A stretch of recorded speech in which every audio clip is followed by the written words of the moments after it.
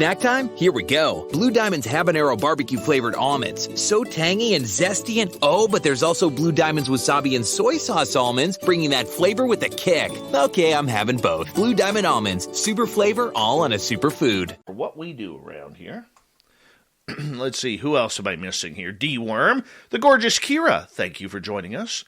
And, let's see here. Uncle Dale and his Power Stash are here. Remember, if you're in Austin, Texas, and you see Uncle Dale, rub his Power Stash for good luck right through July 4th. G. West, nice to have you here. And D. Cohen, thanks for coming on in. Penman, good to see you. Oob to Joe's Maine, you've got Lola. Yes, you do. And, I think we're caught up. Once again, the Super Chat is a wonderful way to support this show. Our store is open on our website if you want to pick up any SOR swag. And if you're a veteran tuning us on in, thank you for your service. You always have a safe home here in our chat room. Evan Walters, how you doing? Horns up. Let's rock.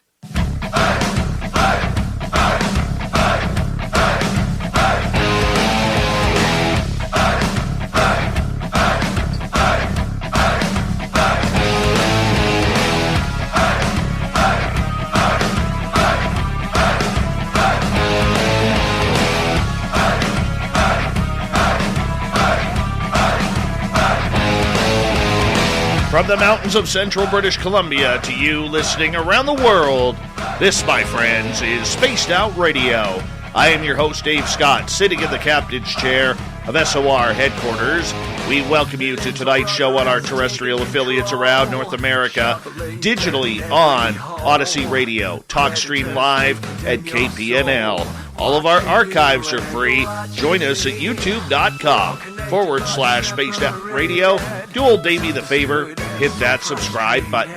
You can follow us on Twitter at Spaced Out Radio, Instagram, Spaced Out Radio Show, and on TikTok at Spaced Out Radio. Our website, spacedoutradio.com. We have a plethora of features for you, including Rockin' Out to Bumblefoot, reading Shirky Poo's Newswire. Check out our swag as well. Tonight's show is brought to you by Chive Charities. Help make the world 10% happier by visiting Chive Charities today. You can find them on our website. We got a great show for you tonight. The team from Bedtime Stories has got up early in the UK to share some of their creepy encounters and stories that they have for us. Then, in hour number 3, we will bring you a story from the swamp, courtesy of Swamp Dweller. Fedora John is back for the Cryptid Report, and Shirky Poo has the news. Here we go. Turn off the lights, get into bed, and plug in your earphones. It's time for a little creepy bedtime story. Yes, these gentlemen are Fortean at heart, and they cover anything that is even remotely strange, from the paranormal to the supernatural, unsolved mysteries, strange deaths, conspiracy theories, cryptids, and every alien in between. All told, it's in a unique and creepy way. As they post on YouTube, they're one of the biggest storytime channels out there, almost 664,000 subscribers. We welcome in Simon, Rich, and Mikey from Bedtime Stories. And gentlemen, thank you so much for being with us. I don't know where Mikey went. He was just here moments ago, but we'll get him back on. How you doing, guys? Thank you so much for coming on Spaced Out Radio. Yeah, we're all good. Thank you for having us. It's good to have you here. Good morning. Good morning. And, you know, it's kind of weird because as we're broadcasting this, it's getting daylight over there. It's still daylight here in British Columbia. So I find that kind of interesting. One of those miracles of nature. And, Mikey's a little bit loud on his speaker there. Yeah, he's got his hair dryer going or something. I don't know what that is, but that's okay. That's okay. Let's start learning about you guys here. And, you know, Bedtime Stories has been going since 2017 on YouTube, and you guys have really taken this storytelling to a whole different level, bringing in people and their encounters and stories that you've found all over the world. Rich, let me know how this got started for you. Originally, it started as an idea that me and my brother had. We were going to set up a website many years back, I got to mute you, Mikey. Got to mute you.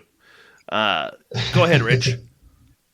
Yeah, so as I was saying, it started as an idea that me and my brother had, just I was going to write stories. He was an artist, so he would have done the artwork for it, and we were just going to put those on a website, and that didn't kind of pan out in the end. So eventually, we just kind of evolved into an idea of putting it onto YouTube instead. And my brother passed away in 2014, which is one of the reasons, the original idea of having a website didn't go forward. So I searched for an artist that could kind of replicate his style. Found Mikey through a freelancer site, and originally he was just going to do artwork for the thumbnails. I think it wasn't an initial idea to have the artwork running all the way through the episodes, but that's what it kind of evolved into in the end. So yeah, that's basically how it started, and we uploaded our first video on January the 30th, 2017. Now, did you, when you put this together and decided to do this, Rich, did you ever think that it would come to a day where this would be like a career? No. More than anything, it was just something I wanted to share with my friends, and it just kind of snowballed from there. Well, let's bring in Simon here, because he's got a fantastic beard and mustache combination, and we like that around here. Simon, when we bring you in, how did you feel about this whole idea of starting this YouTube channel telling spooky stories? I was quite late to the party, to be honest. I was already a subscriber on the channel. It had been going for about 18 months, 2 years when I came along, and Rich held a bit of a talent contest. He was looking for a writer, and I'm by no means professional or trained, but I applied and put my script in, and I wasn't successful. I think he told me I came third or fourth out of the candidates he had. But, I hung in there. I kept going, and here I am 2 years later. So I was just quite honoured, to be honest. That I think this is something you touched on when you speak to us earlier, the international nature of it. Finding out stories like Yuba City, for example, just really, it was like catnip for me. It hooked me. So now to be able to research those and then write scripts for them, I love it. It's great. Now, when you got started in this and started writing these stories, how did you guys manifest this channel? Rich, I'm sure I got to start with you on this one, but did you manifest it this way, or did it form this way over time when you saw what the people like?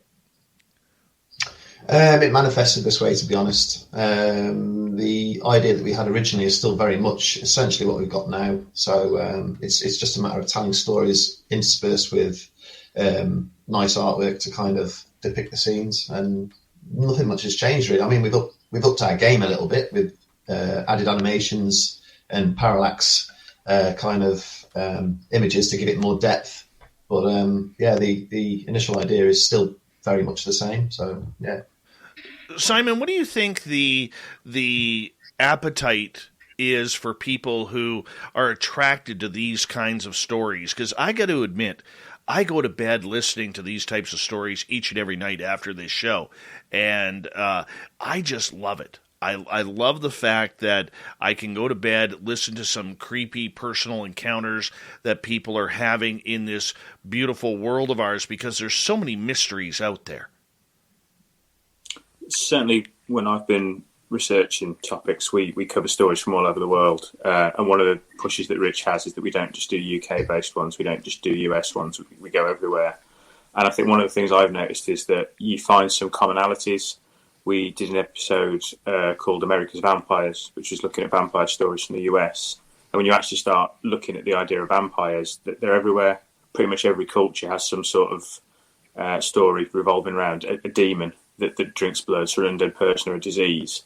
And I think that's one of the things that pulls people in, that there's these commonalities worldwide, like the night hag, vampires, succubus. And no, that's the scary thing. If you look at something, for example, like the Sasquatch, that's a North America-based lore. But then when you go to some other things and find out that on every country in the world, on every continent, there are stories like this, it worries you a little bit. It makes you think. Well, then I won't show you the footprint that I casted the other day. How about that? I don't want to scare you. I think. Go ahead, Ron. I was just going to say. I think we've even got Sasquatch stories in the UK. There's there's an area called Cannock Chase where people have apparently seen like a Bigfoot kind of creature, which is weird to me because I never thought we'd have any kind of reports of anything like that. So right, so it's interesting. I want to test out Mikey's audio here. Is it Mikey or Mickey? What are you going by? Mikey. Perfect. Okay, we do have a little bit of feedback coming from you here, so I don't think you got a speaker on or something. And let's see where we are here. I'm not hearing it. Can you hear me? Oh, now we can. Yeah. Now we can. Now you're beautiful. Thank you for the audio there. How did you end up getting involved with these guys here? Well, it's actually the same story as Rich said. I was searching for a little job and found Rich on Freelancer. So I tried and applied, doing some sketches. And at first it was, a bit, these sketches were a bit like, like some fast sketches. It was like another style than what we are making today. So the Rich approved the sketch, and this is how we go. It's awesome to have you here as well, and to have all three of you here, because one of the things that you guys are doing is you are scouring the world for any type of weird, strange story. And Simon, do you find these stories are popping up almost on the daily from every type of country out there? Yeah, and there's quite a nice range as well. We've got quite one of the richest strengths, I think, and one of the things that's made the channel so successful is accessibility. And we're always quite keen to get back to people when they contact us with stories and to note them down, to chase them. Most of the people that contact us, know a good ghost story or a good monster story from their neck of the woods, and you start researching and go on the internet. And what we like to do is find stories people haven't heard of. Some of the less popular ones, things like Jack the Ripper, for example, have been done to death. So we'll then go and look for something a little bit more fringe. And I think that's why people like to come back, because there's some stories that you can find anywhere. And in other stories, I mean, certainly from a UK point of view, I think one of our best videos was the Husack tunnel hauntings. And I'd never heard of that before I researched it. So it's quite nice to be able to... I think our channel gives people the chance to travel. They can travel without the airfare, if that makes sense. Well, I mean, the fun that you guys have in choosing these topics. Mikey, let's find out. What's your favorite topic that you guys do? Well, hard question, Favorite topic? Well, let's say mysteries, ghosts. I like kind of that. And, of course, history, what... reflects to some history incidents, like Dyatlov Pass or something like that. Right on. How about for you, Rich? Do you have a favorite topic?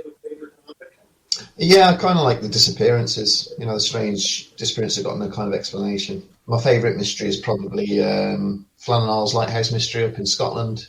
And incidentally, that's the first story we ever did on the channel. It was the first video we uploaded. So, yeah. And how about for you, Simon? I do love a good ghost story. And I think the scripts that I get the most invested in are where someone's taken a location like the Myrtles Plantation or Leap Castle, and then just to sort of delve into the ghosts there and what the historical stories are behind them. So for all of you, when you guys get into your meetings and you decide which way we're going to go, how long does it take you guys to build an actual episode? It's probably about a week's worth of work, really. Simon's quite a fast writer, actually. He turns around stories quite quick, depending on his workload with his day job. And then I've got to go through and edit it and pick out what scenes we're going to kind of depict with the artwork. And then it takes Mikey about a week to draw all of the images that go along with the episode. And then obviously you've got the recording of the narration, the selection of the music. So yeah, I'd say from start to finish, probably 2 or 3 weeks, but we kind of pull everything together within 1 week, maybe. Okay, so with that, how many episodes are you working on at a time? Two at a time, most of the when it's just as I'm finishing off the post production on one episode, Mikey's already drawing the artwork for the next. Simon's already writing the next. He's probably got 3 scripts in advance, I think, Simon, at the minute. Very cool. Very cool. Yeah, about.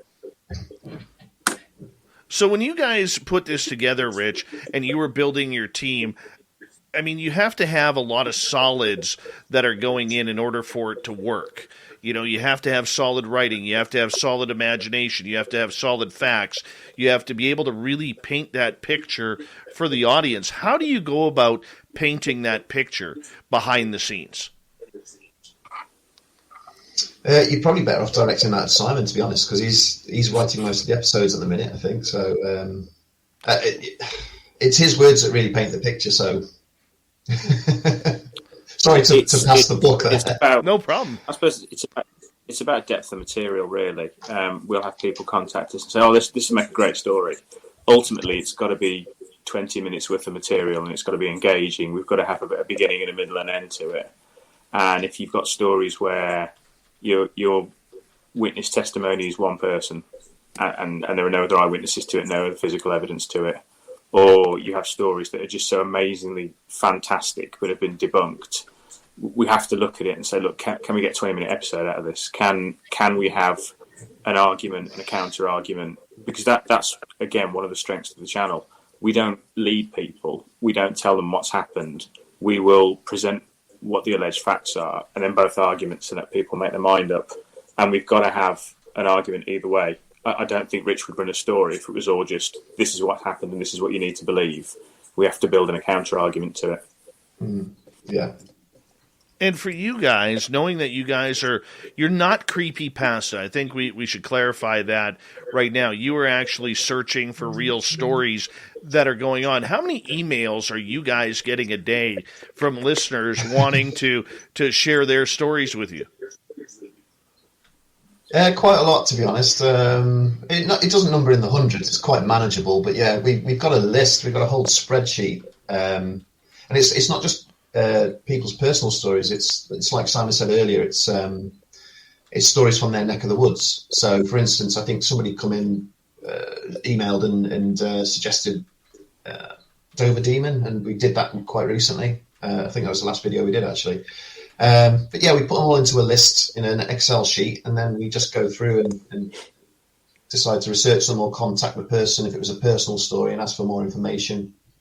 And if their personal story kind of collects into like a bigger narrative within that area, we'll probably do an episode that focuses on that kind of phenomenon. For instance, we did an episode called Highways of Horror. So we had quite a few stories from people who wrote in about encounters they'd had on the road, whether it was with a UFO or some weird looking cryptid or, a ghost, and we kind of collected all those stories into one and made we've done a series, actually. We've done 2 episodes on that. So, have any of you ever had, because you're dealing with the paranormal world, have you ever had what we call the hitchhiker effect, where you get so engrossed in a story or the same type of accounts that all of a sudden that energy kind of has rubbed off on you guys? Have you ever, any of you ever had that?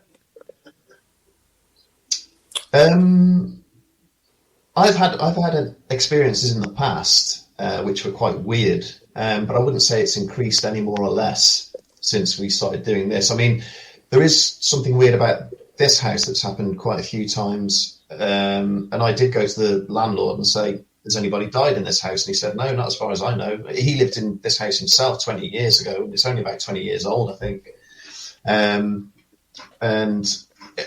Interestingly, it's built on top of an old woods, and these woods have got a folklore, quite a few ghost stories centered around the woods. So I don't know whether maybe the ghostly occurrences that happen in here are as a result of that. How about for you, Simon? It's again, I suppose for me, it goes back to the ghost stories, because certainly in terms of geography, a lot of the American stories that we cover, we were looking at huge forested, wooded areas, or the Great Lakes, or Canada, and the Alaska Triangle. That doesn't really equate to the topography that we've got over here. But a ghost story, you can get them from anywhere. You can get historic ones or modern ones. And I think there are a couple of scripts where when I've got really down into the meat of it, if there's a bump in the night afterwards, it makes me think twice. And Mikey, have you got any hitchhiker effect type of action around you? Hard to tell. Think no. I don't believe you. You seem to be holding back a little bit. You seem to be holding back. No, I don't think so. Can I just say we have actually done personal stories on the Bedtime Stories channel. Me and Simon have both put personal stories up. Mike is the only one who hasn't. And to be honest, it's because I asked him and he said that I've never really experienced anything really creepy or weird. So you got to believe me. Okay, yeah. I'll give you that one. I'll give you the free pass on that one. Guys, we got about 3 minutes here before we got to go to break at the bottom of the hour. We have Simon, Rich, and Mikey from Bedtime Stories over in the United Kingdom who woke up early for all of us here in North America tonight. And I want to ask you guys, as we prepare for the next half hour, do you all kind of believe what you're writing and what people are saying, or do you have some sort of skepticism that goes along with it? Simon, you're the writer. Let's start with you on this one.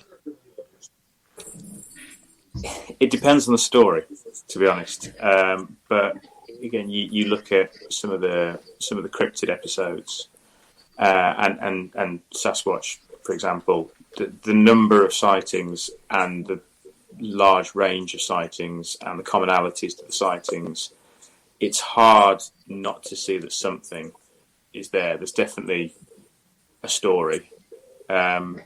You have to accept. Snack time? Here we go. Blue Diamond's habanero barbecue flavored almonds. So tangy and zesty and but there's also Blue Diamond's wasabi and soy sauce almonds, bringing that flavor with a kick. Okay, I'm having both. Blue Diamond almonds. Super flavor, all on a super food. Yeah, it's the Priceline Negotiator, and I'm here because I'm tired of you getting less. Less sunshine, less fun, less bang for your buck. It's time for more. That's why I'm getting you up to 60% off your favorite hotels, along with exclusive deals on rental cars and flights. Because when you save more, you can do more. More sunshine, more fun, a lot more for your dollar. Every trip is a big deal. So visit Priceline.com to get more out of your next trip. Some of it is fantastic, but there doesn't seem any reason for people to lie about it. So yes, I don't think I could write the scripts if on some level I wasn't believing what was down there. How about for you, Rich? Again, it depends on the story. Some of the more outlandish ones I kind of have a bit of trouble with. I can kind of believe the ghost stories because I've had ghostly experiences myself. I've seen a couple of UFOs. But I'd say the ones I probably have more trouble believing are the cryptid ones. Incidentally, I do actually believe in Bigfoot. I do think there's some creature out there that we haven't seen yet, or it's not been discovered by modern science. But the things like Mothman and what's the other ones? The night flyers and things like that in Vietnam. I have a bit of trouble with that. I'm a bit on the fence. I'm open-minded, but I'm not fully on board with believing. Well, you come to British Columbia anytime, we'll show you where the Sasquatch are. How about that? I just found a brand new area, casted some prints yesterday, and was having a lot of fun playing around in the forest, seeing some weird stuff happening there. That's only about 10 kilometers from my house. So, Sasquatch is around. All you got to do is make the trek over. It'll be fun. I promise you. None of us will go missing. I'll hold you to that. Well, hey, I stay away from the rock gardens for a reason. That's where it all seems to happen, is you got to stay away from the rock gardens. All right, gentlemen, I'm going to get you all to hold on here because we are going to go to break here at the bottom of the hour on Spaced Out Radio, and we are proud to have the creators of Bedtime Stories, a highly popular YouTube channel, talking all things spooky on their channel. They're coming up on 664,000 subscribers, and I'm subscribed. I expect all of you out there to subscribe to their channel. Why not? It's all worth it. And we're all in it together to bring these fun, interesting, and entertaining stories to you. Joining us tonight from Bedtime Stories, Simon, Rich, and Mikey. And when we return, we're going to bug them for some stories interesting here and entertaining from all over the world. We're in for a good night of radio right here on the mighty SOR. Stay tuned. Second half hour is next.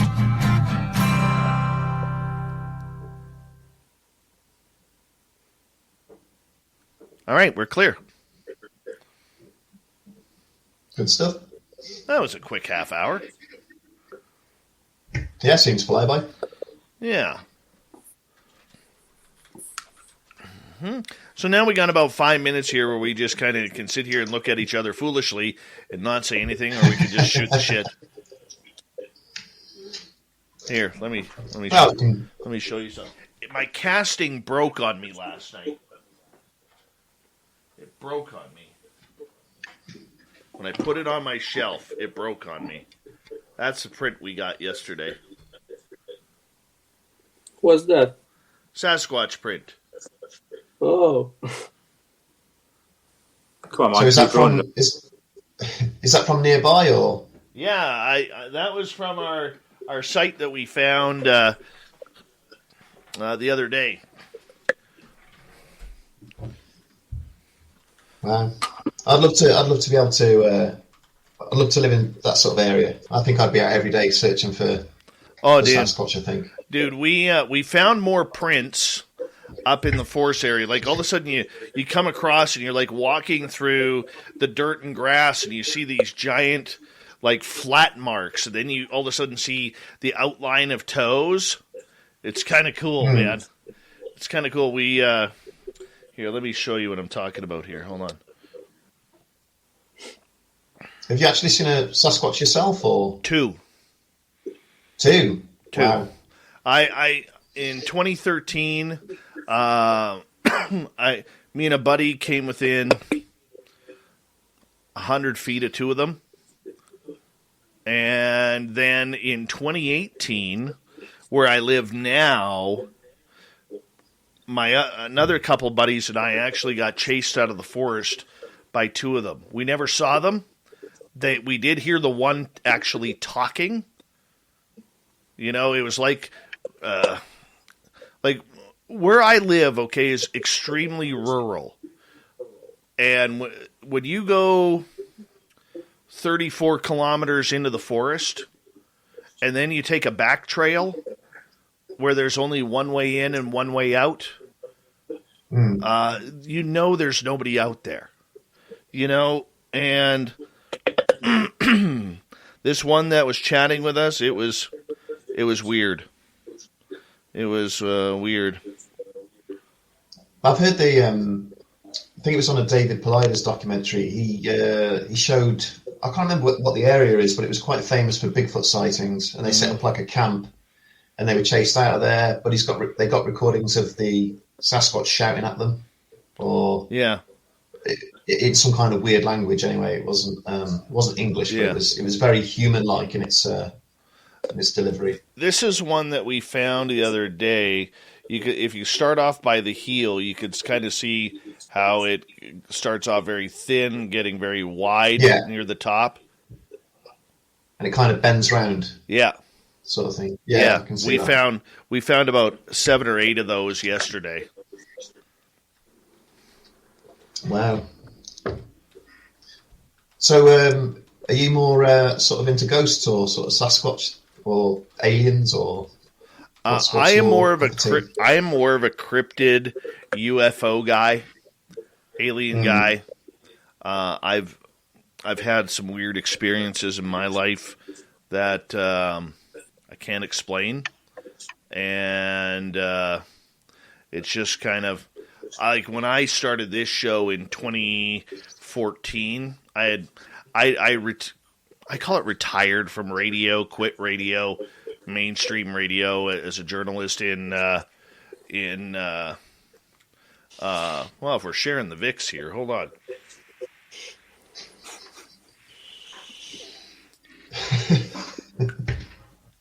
There we go, Mikey. I got one too. But I never expected to get back into radio, and then I got convinced to. So we started this up. One thing we should say is I'm going to quickly say hello to a bunch of people who are here. Cable Guy Matt is here, everyone. Remember, if you hit up Cable Guy Matt, he will send you an autograph-free piece of coaxial cable, courtesy of Cable Guy Matt. Remember, folks, you cannot buy these in stores. Limit one per household. He's watching us on a 185-inch television he has in his basement right now. And let's see, who else is here? I'm way behind in the chat room. Thank you to Angel Wings, Cat Chaser, Shelley, D. Cohen, and Smithy for the amazing super chats. Very much appreciate the love and support that you have for SOR. And, of course, to all the veterans out there. Thank you so much for tuning us in. You always have a safe home here at the mighty SOR. And you can do some shopping on our website, spacedoutradio.com. Here comes the second half hour.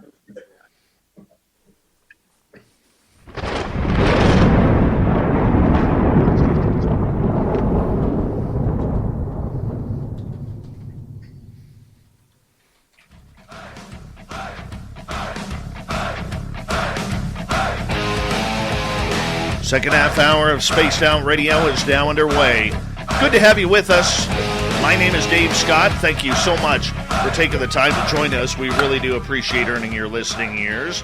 Want to remind you that if you miss portions of this show or others, check out our free archives by going to youtube.com/Spaced Out Radio. Do us the favor, hit that subscribe button. Our website is spacedoutradio.com. We have a plethora of features for you. Rock out to Bumblefoot, read Shirky Poo's Newswire, check out our swag as well. Follow us on Twitter at Spaced Out Radio, Instagram at Spaced Out Radio Show, and on TikTok at Spaced Out Radio. From the highly successful YouTube channel Bedtime Stories, we have Rich, Simon, and Mikey joining us from the channel as they are telling us all about the creepy bedtime stories that they share with the world. They have almost 664,000 subscribers as they continue to put out a plethora of topics of spooky stories from around the world. Gentlemen, welcome back. Appreciate you. Hey. Simon, I want to start with you on this one because you're the writer of everything.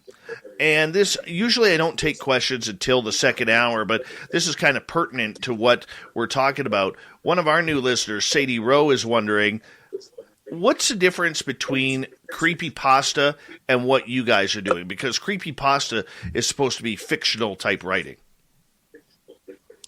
I think certainly with the growth of the internet, there's a bit of crossover, to be honest. Because my understanding of the creepypasta was that you don't sell it as real. You sell it as fictional, but as close to real as you can get. And I think certainly with some of the more modern stories that we research, when you look for the witness stories on the internet, there's stuff there that you could argue is creepypasta because it's not verifiable. So it's inevitable that with some of the stories we've covered, some creepypasta stuff will have crept in. But part of the purpose of what we do is they're supposed to be genuine stories. They're supposed to be stories that the people have experienced that you could experience if you travel to that part of the world. So I think a bit of creepypasta does bleed in occasionally where some people have read fictional material and taken it as gospel. And sometimes you get websites that have picked up on creepypastas and sold them as genuine cryptids. So it's hard. Where we can, we try and steer away from it. But it's not always that easy because if stories are popular, everyone picks them up, puts them out there, and after a while they become genuine stories just because people believe them. And Rich, do you have an opinion on that? Yeah, it's pretty much the same, to be honest. We kind of try to avoid anything that's fictional. I think we might have covered one or two by accident. I think UB65 was actually a creepypasta. Original creepypasta from way back when they used to write books on these things, and but it's been sold over time so much as a genuine story that you kind of the lines become blurred, and you just don't know where to categorize it, I suppose. But yeah, pretty much what Simon said there. We try to choose stuff that's not fictional. We actively avoid that. What we want is witness names. What we want is to be able to say, look, there's a little bit of genuine to this because you've got real people who you can trace back, who you've done newspaper interviews or TV interviews, or can be traced back to an address and there's some fact behind it. And we try and avoid stories that are just based on a Reddit user said this, or somebody anonymous came onto a chat forum and said this, and I think that keeps us just the right side of the line. Yeah. Although we have done stories in the past where we have taken somebody's account from Reddit. If it's to do with a particular category that we're talking about, then yeah, we're open to taking those kind of stories on. Okay, let's start. You guys get reports and stories from all over the world here. We're used to the ones in North America. Let's start off where you are in the United Kingdom. And Simon, maybe you could share us a good haunted story that's come to you guys recently. One of the ones that I connected with, I'm originally from the Midlands, slap bang in the middle of the UK, as Rich is. But I transplanted myself down to the southwest, down to Devon, which is big cat territory. So while we haven't got Bigfoot in this country, there are quite a lot of big cat stories. And certainly one of the stories from that, there's a Royal Marine base down in Lympstone, down in Devon.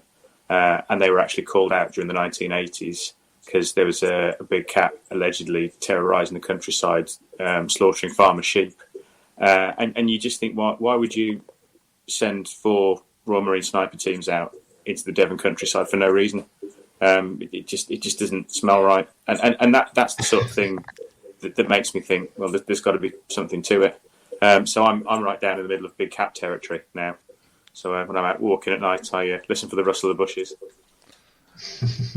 What kind of reports? Which might go ahead, Rich.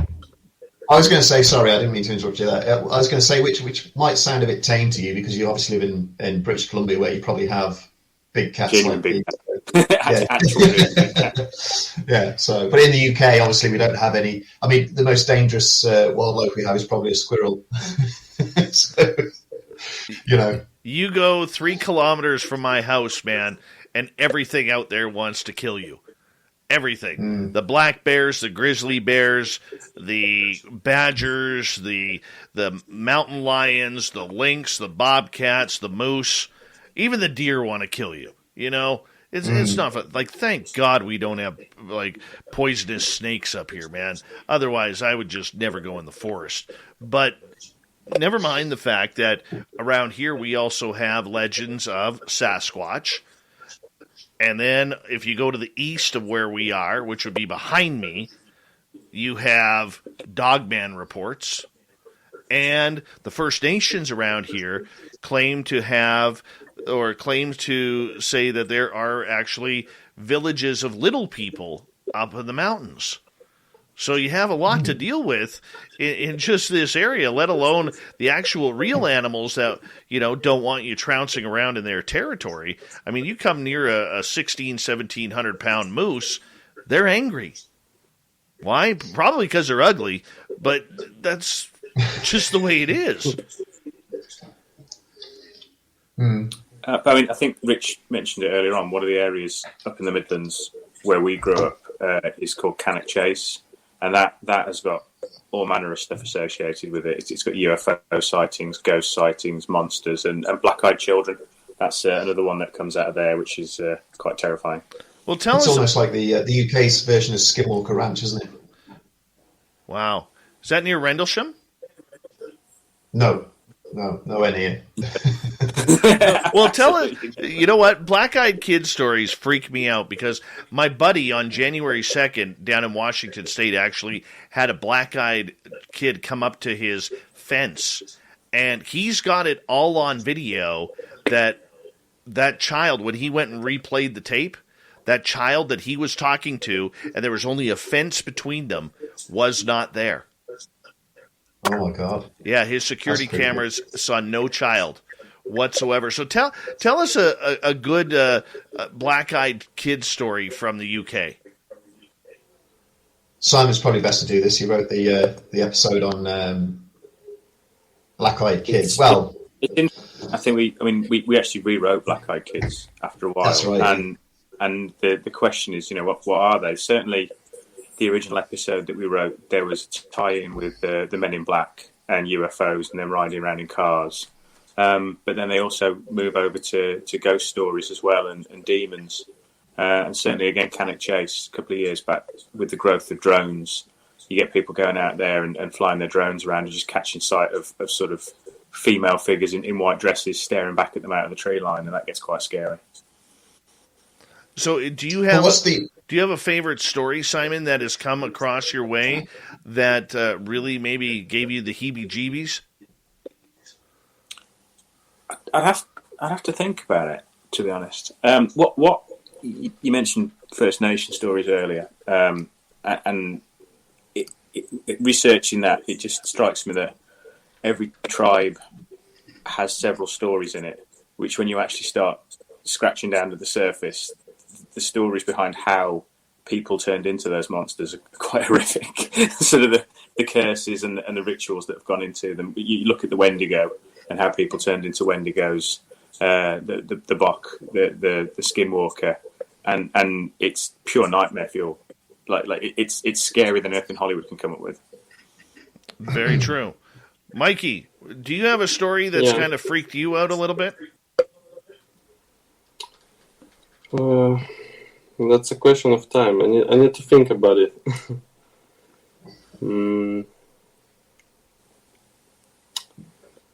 Let's see.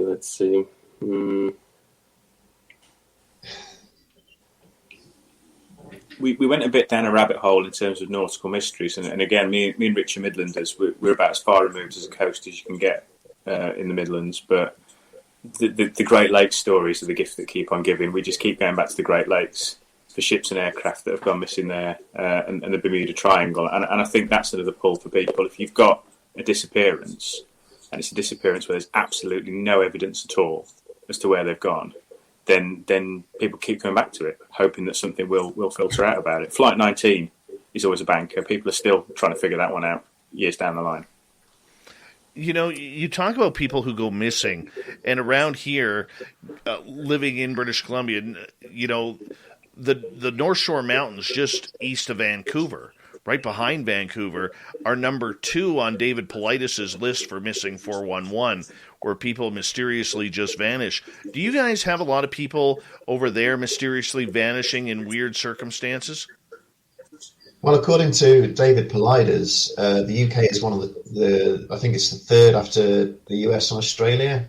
Oh, sorry, North America. Let's say North America, including Canada as well. I think after North America and Australia, the UK is probably the third. And he's pointed to the fact that we have a lot of people dying in water-based scenarios, so the canals of Manchester, and his whole take on these disappearances occurring near water and boulder fields. We do kind of have. It's not something that I'm highly aware of in this country, disappearances, but according to his take on it, we probably the third most prominent in that area. We touched on this. What was the name of the town we did in Canada recently where they had the disappearances? Oh, it was Alaska. That was Nome, wasn't it? No, we touched on this with Nome, and when you look at missing persons figures, they're usually quite high, because in that you'll have people that go missing for a short period of time, or regular missing people, or people that have been voluntarily missing. And when you actually tap down to the number of mysterious or unsolved ones, it's a lot shorter. But we haven't got the wide open spaces up here to do it. The chances are people are going to stumble across each other. But certainly when we did, we've done a couple of episodes on mountain ranges where people have gone hunting, the Lost Dutchman's gold mine, and you just keep finding headless bodies that people, sort of 10, 15 years that went in. And then that spread into the Nahanni Valley as well, which is... I'm Carrie Walsh Jennings. 5 Olympics, 4 medals. I've played with lots of injuries and sore muscles. KT Tape has helped me push past the pain. Today, clinical studies prove what I've always known, that using KT Tape before, during, and after workouts can reduce muscle soreness. Whether it's the Olympics or the local gym, pain is pain. Tape up with the #1 kinesiology tape. Use it for muscle soreness and many common injuries. KT Tape. Train longer. Finish stronger. KT Tape works for me. It'll work for you. Hey guys, it's Tamara from 2 T's in a Pod. You've done everything you can to lose that stubborn fat, exercise, eat right, but lately it has gotten harder. I totally get it. You want that summer-ready body, right? Cool Sculpting may be able to help you reach your goals. It's a non-surgical treatment that targets, freezes, and eliminates treated fat cells for good. Ask your doctor if Cool Sculpting is right for you. Common side effects include temporary numbness, discomfort, and swelling. Find a provider at coolsculpting.com.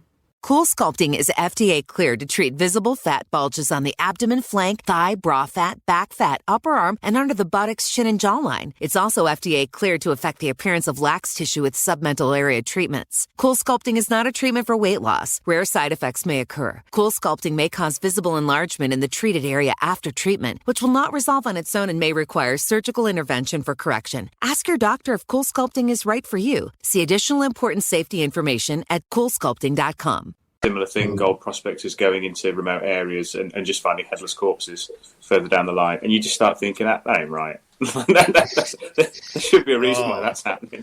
I cannot find anybody who will come on record about the Nahanni Valley in the Northwest Territories.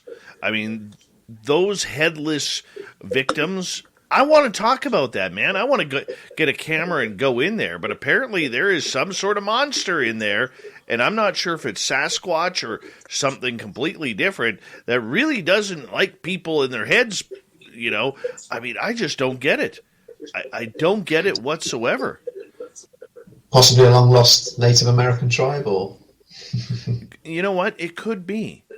It could be, but one of the weird stories I heard about that area was that there was a film crew, a documentary film crew or a journalist or something wanted to go into that area and rented a helicopter, and the helicopter said, I'll be back in like 30 minutes. They only allowed like 30 minutes to go in that area. Helicopter dropped them off, did a circle, started to leave, hovered, then came back and landed and picked them up and said, we got to get you out of here now. And when they asked why, all the helicopter pilot would say, it wasn't safe for you, and it's best that we leave. I mean, it was that quick. And that's one of the only other stories that I've heard besides the legends that everything goes. But, I mean, it's just crazy how people are just disappearing. Rich, do you think that maybe a lot of these people who are disappearing are not being taken by monsters, but maybe are walking into different dimensions or through portals into another world? I'm open-minded to the possibility, but I think most of the disappearances in this, particularly in wooded areas, probably due to misadventure. And you know, when you get lost in the woods, you get lost in the woods, especially how big the woods are in America. Everywhere you look, or you know, North America, everywhere you look looks the same. So unless you know the area well, the chances are you're going to get lost if you go off the trails, the established trails and things.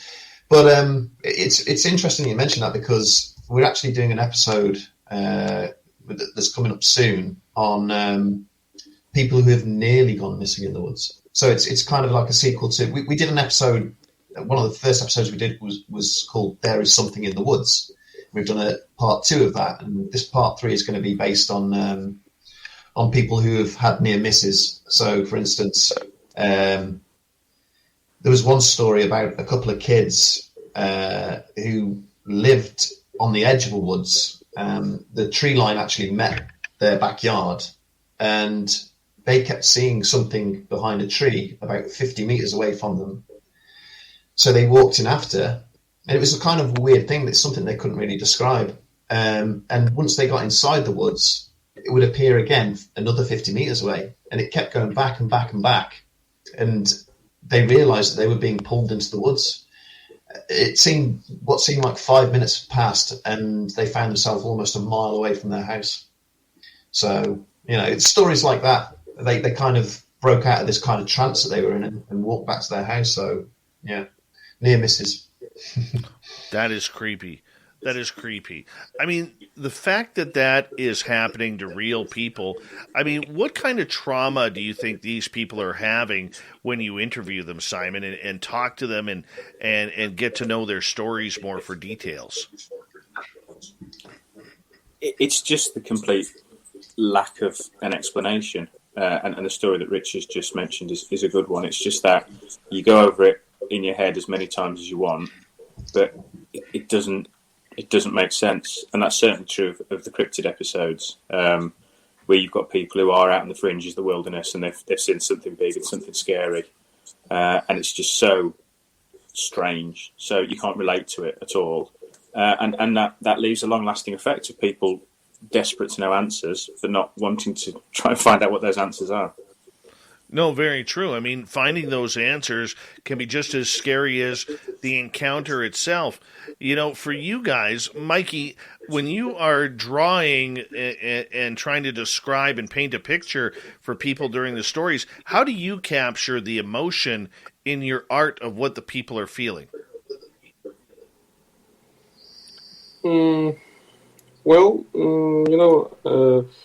Actually, Rich sent me the brief. So he clearly sent me some details about the illustration, like how it must look. So he sent me references. Sometimes he even do the concepts, and I starting doing from that. In the meantime of the process, I do then I redo sometime, starting over. Like if it doesn't work, or changing. I hate to say it, but it really depends. It depends, how it must look, how it must capture the emotion or something like that. Right. Yeah, there's a couple of times. Where I've sent him a picture and say this person needs to look shocked, and there's kind of a miscommunication. Like his version of shocked is different to my perception of shocked, so it's kind of a work in progress. No, for sure, but you have to capture that emotion, though. I mean, that's what people are going through. That's tough. We have been caught out a couple of times, particularly if you're looking at going back to stories around the 50s and 60s, where in our heads we will form a picture of what the protagonist looks like. And then at the last minute, when Richard sent the brief, he'll suddenly stumble across a photo of somebody and they're the wrong age, gender, or ethnicity. And we have to quickly panic and get Mike to change the picture around. That actually happened with the Scape or Swamp episode. The kid whose car was attacked by this lizard man. I put the episode up, and I briefed to, I think it was Christian who did the artwork for that, not Mikey. I briefed to him that just to draw some guy, and obviously he drew like a white guy, and the kid who the kid who saw it was actually African American. So immediately I was like, somebody got in touch. I think we released it on Patreon first, so early access subscribers kind of picked up. One person messaged and said, I think you should look at the picture of the guy who saw this monster, because your depiction isn't quite correct. It being as diplomatic as it could, and I ripped the video down straight away and went back to the artist and said that you have to draw him as an African American rather than a white guy, because people are sensitive about this and we need to kind of get that fixed. And then we re-uploaded and all was good. Nobody noticed in the end, I don't think. So, yeah. It is getting harder and harder to write scripts without as the audience has grown. It is harder to write things that people don't get sensitive about, to be honest. Yeah. It's getting the language that we use and some of the concepts. It's hard for us because we want to use the experiences of the language of the people that were involved and the words they would have used and their thoughts and how to judge things. Sometimes that's not really conversant with how things are going these ways. And it's getting hard for us to negotiate a minefield of scripts without people sort of coming at us now and saying, oh, we don't agree with that. We don't think you should use that word. We don't agree with how you've depicted this person. We have to come back and say, look, if we're doing a story from the 1800s, that's how people thought back then. We're not advocating it, but we're also not going to PC it up for today's audience. That has to be difficult. I've never thought about that before. Never thought about that before.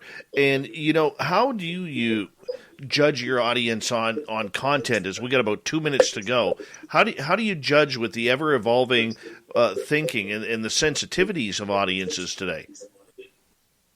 Rich mentioned that we have an early access facility, and that's what usually tends to feed it back. We have sort of paid subscribers who get it a week early, and certainly we did a script on the Myrtles plantation the other week, and one of the stories is about the ghost of and depending on some of the words that have been used in the past, a slave or a servant girl, and straight away when we put it up there, we got a lot of feedback saying you can't say that she was his lover if she was a slave.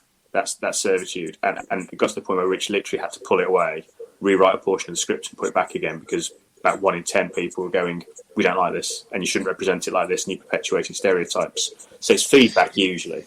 Yeah, and it wasn't intentional at all on our part. We weren't. It was. I think sometimes in the editing process, you just become blind to the actual story, and you're more focused on the flow and on just getting the story out there. And yeah, I hate to say it, but you kind of become desensitized, kind of thing. So you don't really pick up on what other people might pick up on. How do you get around the YouTube algorithms for something like that, though? You tell we us. Don't talk about. There's certain words that we know that we can't use. I mean, we can't depict anybody being hanged or talk about suicide too much. Those subjects are big no-nos on YouTube's kind of algorithm. We get demonetized straight away on any content that kind of talks about that subject. Right. Well, gentlemen, we're going to come back here after a break for hour number 2 as we have the guys from Bedtime Stories over the United Kingdom. We have Simon, Rich, and Mikey hanging on out with us, talking about all the weird, strange stories that they are going through and writing for their incredible YouTube channel, which is called Bedtime Stories. And if you haven't subscribed yet, make sure you go check it on out.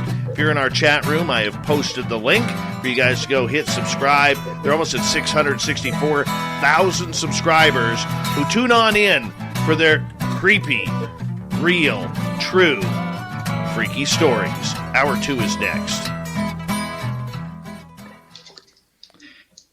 Gentlemen, we got about 6 minutes here, and I am going to just step away for a minute. Remember, our YouTube audience is in there watching. If you go up in your right-hand corner where it says private message, you'll see a section for comments. And the YouTube audience, you'll be able to see what they have, and you can chat with them for a minute, okay? Okay. Yeah. All right, it's one of those little things we do. Hold on, I'll be right back.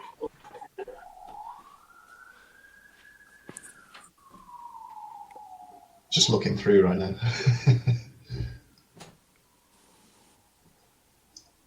Is Luke coming in, Rich? Do you know? He is, and I think In a class.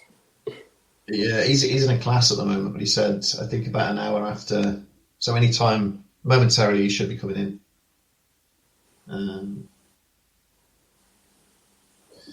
But yeah.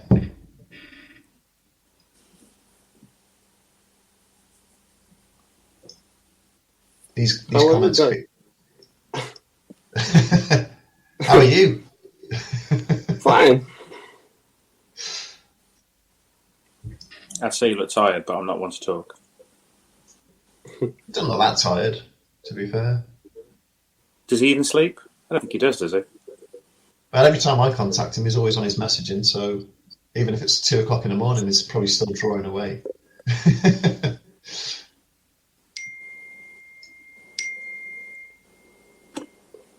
Oh, somebody mentioned Space Geek. That's Joshua, that is. I know that guy. Yeah, I recognised a couple of the names earlier on.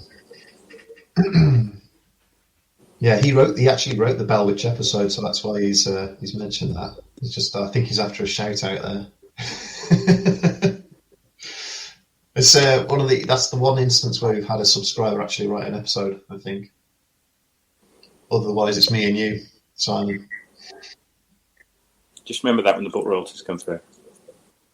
Oh yeah, I was actually going to say to you about that because Volume 2 is imminent. I'm just finishing editing off the last 10 chapters, So did you say you were going to roll straight from 2 into 3?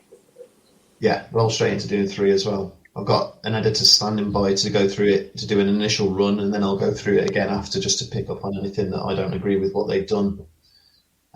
Sometimes I make edits that I don't agree with, and yeah, so. But I don't know if you've seen this, but I've redone this book, and it's got all the artwork in headings for the chapters. Is that the first book? Yeah, so I've started putting artwork in for the episodes. So that's what we got. Is there new artwork in there, or is it the existing stuff? Oh no, it's the existing. It's just like the thumbnail or sort of more suitable artwork. Just one per chapter as a heading. But yeah. And then we've got the picture book coming out as well, but I need sketches from Mikey to carry on with that, but he's too busy at the moment, I suppose. I did ask him if he wanted to join that silhouette project, but he's he's too busy. How are you getting on with the search for other artists? Oh, I found 2 more, so we're good. Sorry about that, boys. No worries. Sorry, we were just chatting amongst ourselves with regards to the stuff that's going on with the episode. Oh, very nice. Very nice. They prompt you. Well, let's see. Anybody else? Stonehenge, welcome from the UK. It's 6 a.m. Yes, it is. Let's see here. Jules.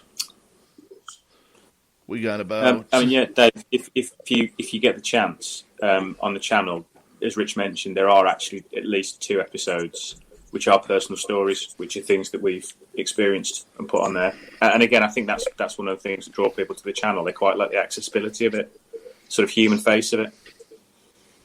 Right on. Right on. Do you want me to play them? No. I'd be too embarrassed, I think. Nothing's more embarrassing, man. Nothing's more embarrassing. I hate hearing my own voice, so yeah. All right. I don't know why people like it. Fine. You're the narrator. Yeah, I know, and I don't know why people like my voice, to be honest. I just I hate it. It's just one of those things. Oh, I hear you. Well, people don't like it. I've had the feedback. We got about 1 minute, guys. 1 minute. Then we'll get going here. Excuse me. My dog came into work. Vaughn, how you doing? All right, gentlemen. Big question from Joe here for you. Who likes eating breakfast foods for dinner? I used to be a shift worker, so I ate some very strange meals at very strange times of the day, so it doesn't bother me. How about you, Rich? I'll have a fry up. I've had a full English breakfast at sort of the evening meal as well. So yeah. Mickey, eggs, bacon, sausages. Give me some hope here. You don't eat breakfast foods for dinner, do you? What? You don't. I kind of don't understand this question. Like breakfast food for dinner. What does it mean? That's okay. We got to get going here. Thank you to Smithy, D. Cohen, Shelley, Cat Chaser, and Angel for the super chats. Thank you to all the veterans out there tuning us on in and hanging on out. You always got a safe place in our chat room. Here we go with the second hour of the show. You're listening to Spaced Out Radio with Dave Scott. Follow Dave on Twitter at Spaced Out Radio and on Facebook, Spaced Out Radio Show. Hour number 2 of Spaced Out Radio is now underway. Thank you so much for joining us. My name is Dave Scott, sitting in the captain's chair of SOR headquarters right here in beautiful British Columbia, Canada. And we say hello to everyone listening in on our terrestrial affiliates around North America, digitally on TalkStream Live, Odyssey Radio, and KPNL. All of our archives are free. Join us at youtube.com/Spaced Radio. Just do old Davey the favor. Hit that subscribe button. The Desert Clam has set the password for tonight in the SOR Space Travelers Club. Azimus. Azimus is your password. Use it wisely, space travelers, as the clam sets a password each and every night right here on Spaced Out Radio. Our website is spacedoutradio.com. We have a plethora of features for you. Rock out to Bumblefoot, read Shirky Poo's Newswire, check out our swag as well. Follow us on Twitter at Spaced Out Radio, Instagram at Spaced Out Radio Show, and on TikTok at Spaced Out Radio. We continue on tonight with the guys from Bedtime Stories. With us tonight, we have the creator, Rich, Simon, and Mikey, the artist. As well, we have a newcomer coming on in. This is Luke. Luke is from Wartime Stories. How you doing, Luke? Doing well. Thank you, Dave. Thank you for having me. And good to see you guys. Luke, you're not sounding very, very British here, man.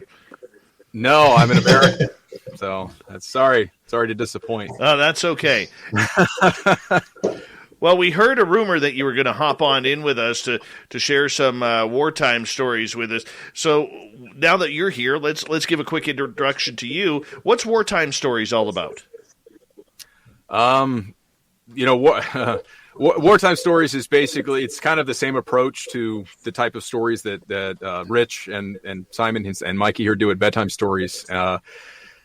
I started the channel inspired by their channel, and it was only by the grace of Rich that he took me on as a partner channel when I kind of pitched this idea to him.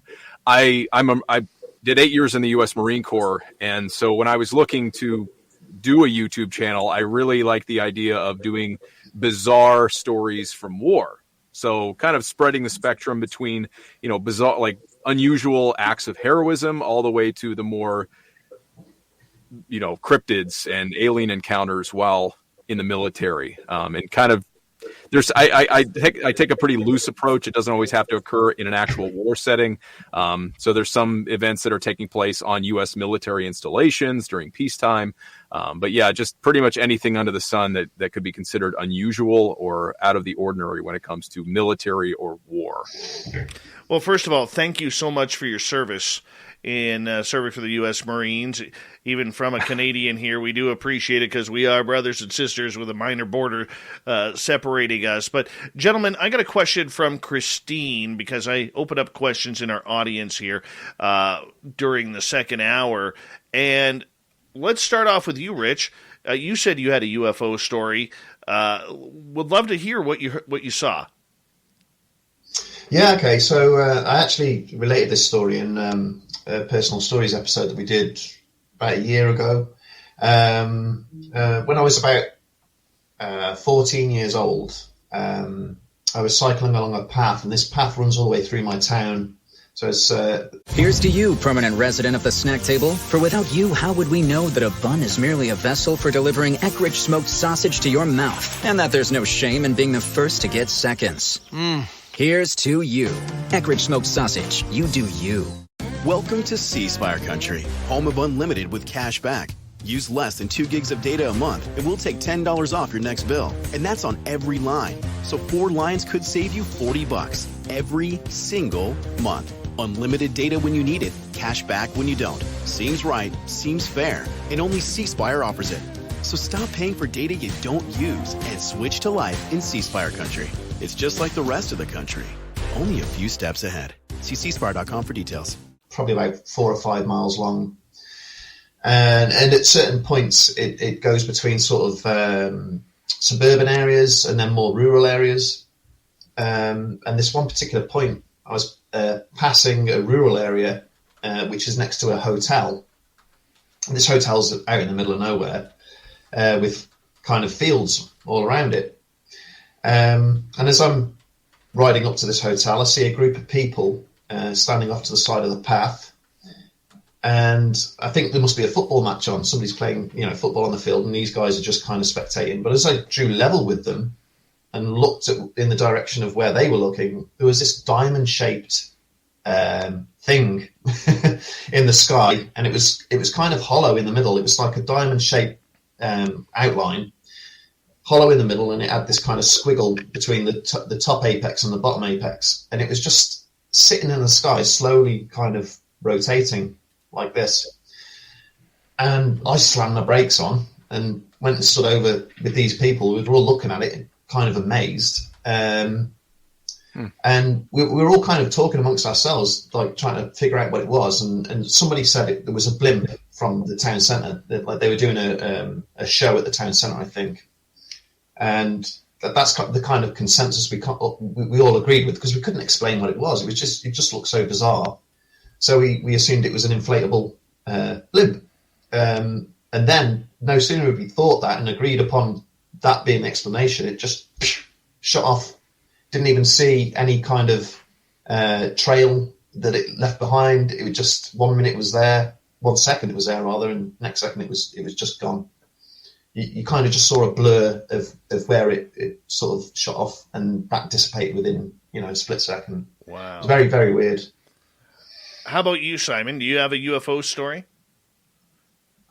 Not as sexy as Rich's, but certainly I did 18 years shift work, and driving home at night, there were several occasions where I was seeing fast-moving lights in the sky, which I struggle to rationalise. Oh, so you try and be the skeptical guy. I try and stay both sides of the line. I don't think I'd be happy with my scripts if I didn't, to be honest. Like every good writer would say. That's a great answer, actually, by the way. Mikey, how about you? You ever had a UFO encounter? Well, I wish I would have to tell you guys, but I don't. Well, I guess we're not going to get anything out of you. Oh. Yeah, I'm the quiet guy. That's quite all right. That's quite all right. And how about for you, Luke? I do, actually. And it's funny because it's not an experience that I actually remembered until I did a UFO episode. And then I started to think, have I ever encountered anything like that? I can correct myself now because the first time I told the story was wrong on my channel, but I was on a flight. I was going from I was flying from Hawaii to Maine to do a training, 3-week training event in Maine, sometime in March. So I was flying basically, I think, from California straight to whatever the closest airport there was in New England near Maine. I can't one of the Navy ports, something like that. But anyway, somewhere over the Midwest. So it was already dark outside, and we were somewhere over the Midwest. So I don't know, Kansas or Oklahoma, somewhere in that range. I wouldn't be able to know. I looked out. I was on a window seat, and I looked out the window. I was behind the wing of the plane. And I noticed what looked like headlights traveling along the ground. And, just almost like two distinct beams of light. And it looked like there was trees like passing over top of these lights. So I got the impression like this is a car driving on like a forested road. And there's, it's giving this, these tree branches are kind of breaking up the light. But then it struck me that, wait, I'm flying at like 35,000 feet. How could I possibly be seeing a car's headlights from this distance? And that they look much closer. So I started trying to say, the tree branch thing was really weird because this was an area with not a lot of city lights. This was kind of you could see maybe lights out in the distance, but this was a pretty dark area. So I thought, okay, is this another plane? Is this like a helicopter? But at 35,000 feet, we're traveling at cruising speed for a commercial plane. And I'm like, this thing is much lower than we are. I couldn't, maybe if I was to estimate it, maybe it was around the 10 to 15,000 foot level. Because when we'd start hitting clouds, it would interact with the clouds. Like the lights would either disappear behind clouds or they would, you could still see the light behind the clouds. So I'm trying to figure out and it's traveling at the same speed. So I'm also thinking, okay, am I like seeing the reflection of the plane's lights down on the clouds, but then the clouds passing over them didn't make any sense. And I did a sanity check. There was actually a soldier sitting next to me. He was a senior soldier. He was a master sergeant. It just happened that we were on the same flight and he got the seat next to me. And we had talked for a little while. So I was able to bump him, and he was talking to his wife. And I said, Master Sergeant, I know this is going to sound weird, but can you lean over me and tell me that what I'm seeing is real? And he leans over me, kind of like in my space, and he's looking down, and he's like, well, "What? That was like lights down there?" And I was like, "Yeah. What is that?" He's like, "Huh? Yeah, I see. That's weird. I don't know." I was like, they can't be headlights, right? And he's like, yeah, that doesn't make sense. So he eventually leaned back because he didn't want to be in my personal space for too long. But I didn't really think much of it after that. I stared at them for a while. And when we got to a city, they disappeared. They kind of seemed to, like the city lights kind of drowned it out. And I just was like, okay, well, whatever it was, it's gone. But after we passed this major area, all the city lights and everything, and we got back to an area that was pretty dark, I happened to look back out the window, and there were those lights again. No way. You guys are being followed. Couldn't make sense of it, so I just kind of put it out of the back of my mind, and I honestly forgot about it until maybe a couple of months ago. Because I would have told you I didn't really believe in UFOs, or I didn't really think I had any experiences. But then, yeah, some of the stuff I've had shared from my viewers and stuff like that is, I'm probably more like Simon, where I'm like, I try to be rational about things, and I try not to jump to like, oh, it's aliens kind of conclusion. But yeah, the recent events and everything, I'm starting to question even if what I've seen or what they've seen is something a little bit more complicated. You hang out around here long enough, you'll know it's always aliens. It's always aliens when it comes down to it. You stub your toe in the middle of the night, aliens. Really? No food in your fridge when you get that 2 a.m. hunger call, aliens. Always aliens. It works out easier that way when it comes to it.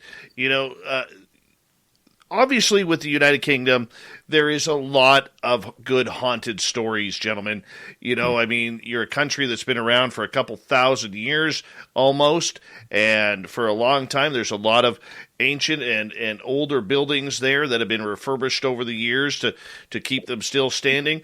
What are some of your favorite haunted locations, Simon, that you've written about?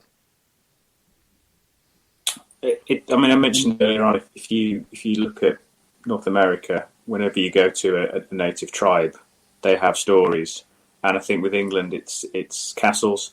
Any castle you go to, there's usually tragedy associated with it, and there's usually a ghost associated with it as well.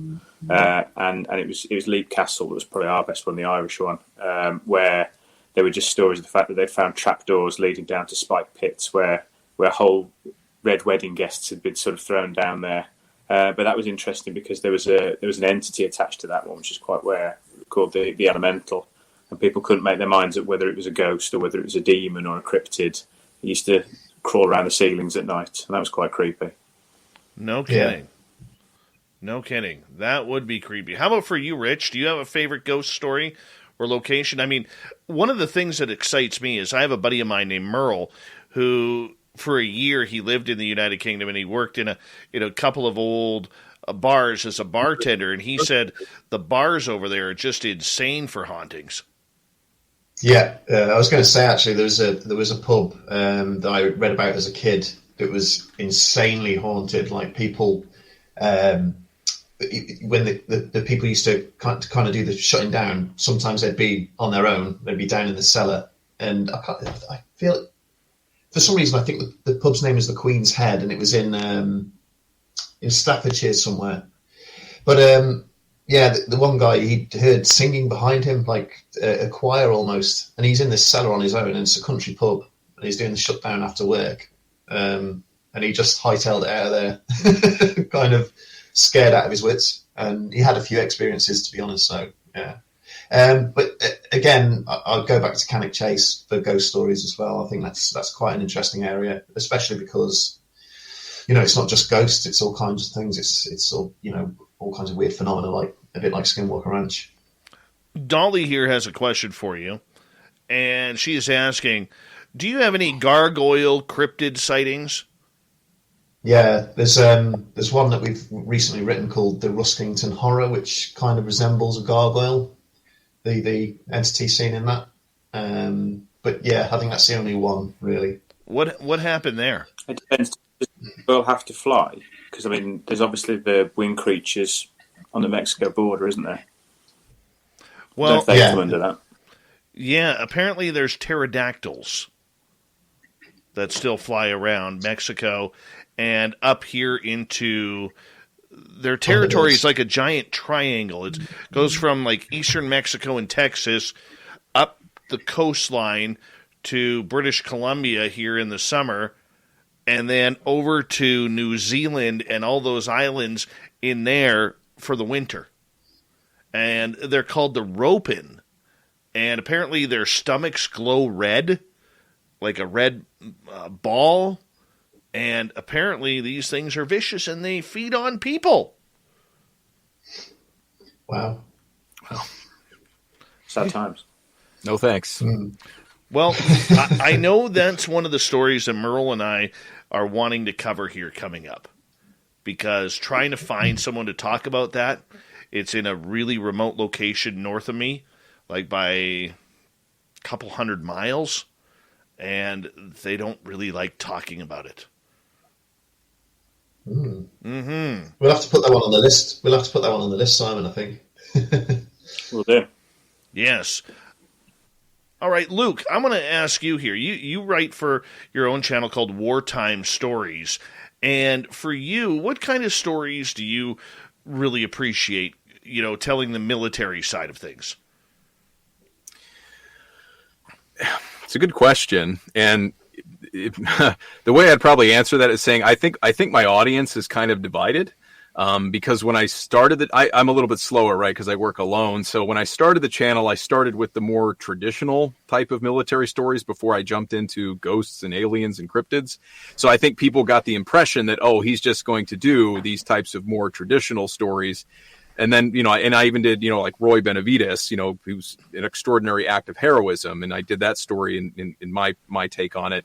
But I honestly did the channel because it was inspired by bedtime stories, because I can't really claim to have a lot of paranormal experiences myself, but they're fascinating to me.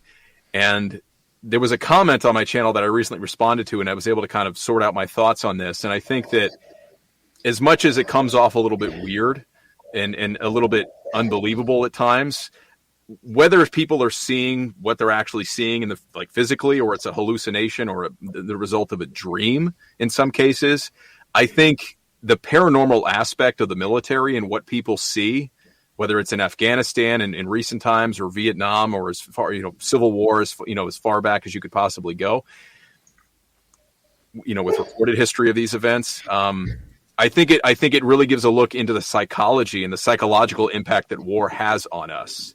And it has on these men that are out there fighting.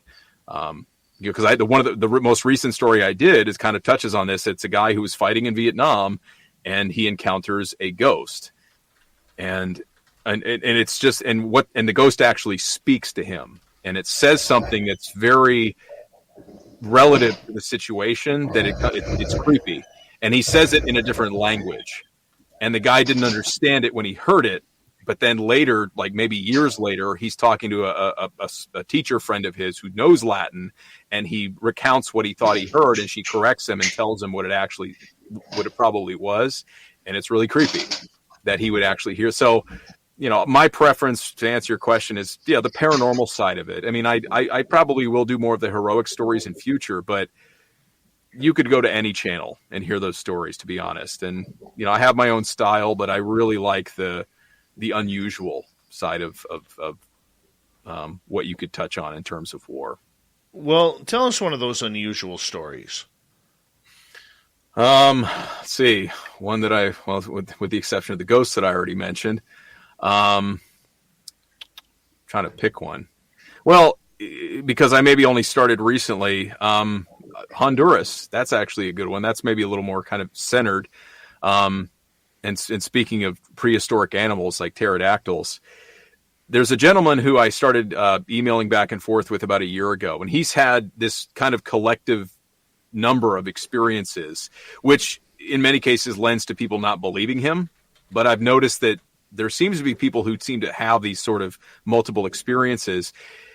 The first real terrifying encounter that he had while he was in the Army was on his first deployment. He was stationed in North Carolina. He was a combat logistics guy. He did radios. He was a comms guy. And during the 1980s, when the whole, there was a war between Nicaragua and, in Nicaragua was a civil war going on, right, between the Sandinistas having taken over the government, and then there was the rebellion fighters fighting against him. Well, he was sent down to Honduras to help reconstruct an airfield. American forces were working with the Hondurans, And ultimately, he ended up doing a lot of grunt work and doing like border patrol, these border patrol maneuvers to look for any Nicaraguan fighters that were crossing over into Honduras to have these kind of these shootouts with the rebellion fighters, the Sandinistas fighting with the rebels. And he got a call from a reconnaissance plane or helicopter of some kind had seen a boat, which it looked unusual, and they thought it could be one of the Nicaraguan boats, coming down the river. So pretty routine. He was told with his unit to go inspect it. His patrol unit was sent out down to the riverside. They parked their vehicles maybe about a mile away from the river, and they hoofed it down there. There was, I think, 6 or 7 of them total. And they were just going to do an observation and see what this boat was so they could send it back up a report. They weren't really there to engage with the enemy. They were really just there to do reconnaissance. Well, rather than a boat passing by, this large black object starts passing by them. It's moving upstream and it's under the water, whatever it is. But what he said, it was a giant black wedge shaped object, and they couldn't make sense of it. It looked like a floating debris, a log. They couldn't really tell. Well, the object positioned itself. It seemed to kind of maneuver itself towards the bank. And then the way he described it made sense. He suddenly realized what he was looking at was a giant eye. And it was an eye with a vertical slit in it. And he realized that this massive black thing that he's seeing in the water is the head of a snake. And when he realized how big it was, I mean, everybody kind of froze up when they saw what it was. Well, there was a bunch of cattle grazing near the water. Well, this 80-foot snake then proceeds to slide out of the water and attack the cattle while they're standing off in the bushes watching this whole thing. His team leader told them, do not open fire. Like, they're all probably freaked out and terrified at this point. Then they just watch as it basically, it was like a constrictor type snake, right? Like a giant anaconda, but this thing is way bigger, obviously, than anything they've ever seen. And it basically crushed one of the cattle with its head and then carried it back into the water. And he said the whole thing maybe took about 2 minutes. And they said that they did afterwards. They were obviously like, now that the danger was gone, they were a little bit curious, like guys would be. And they started arguing about how big it was. He said they paced it out from the edge of the water where its tail had been, estimated to where the head had been by the time it had fully left the water. He said it was about 75, 80 feet. Holy cow.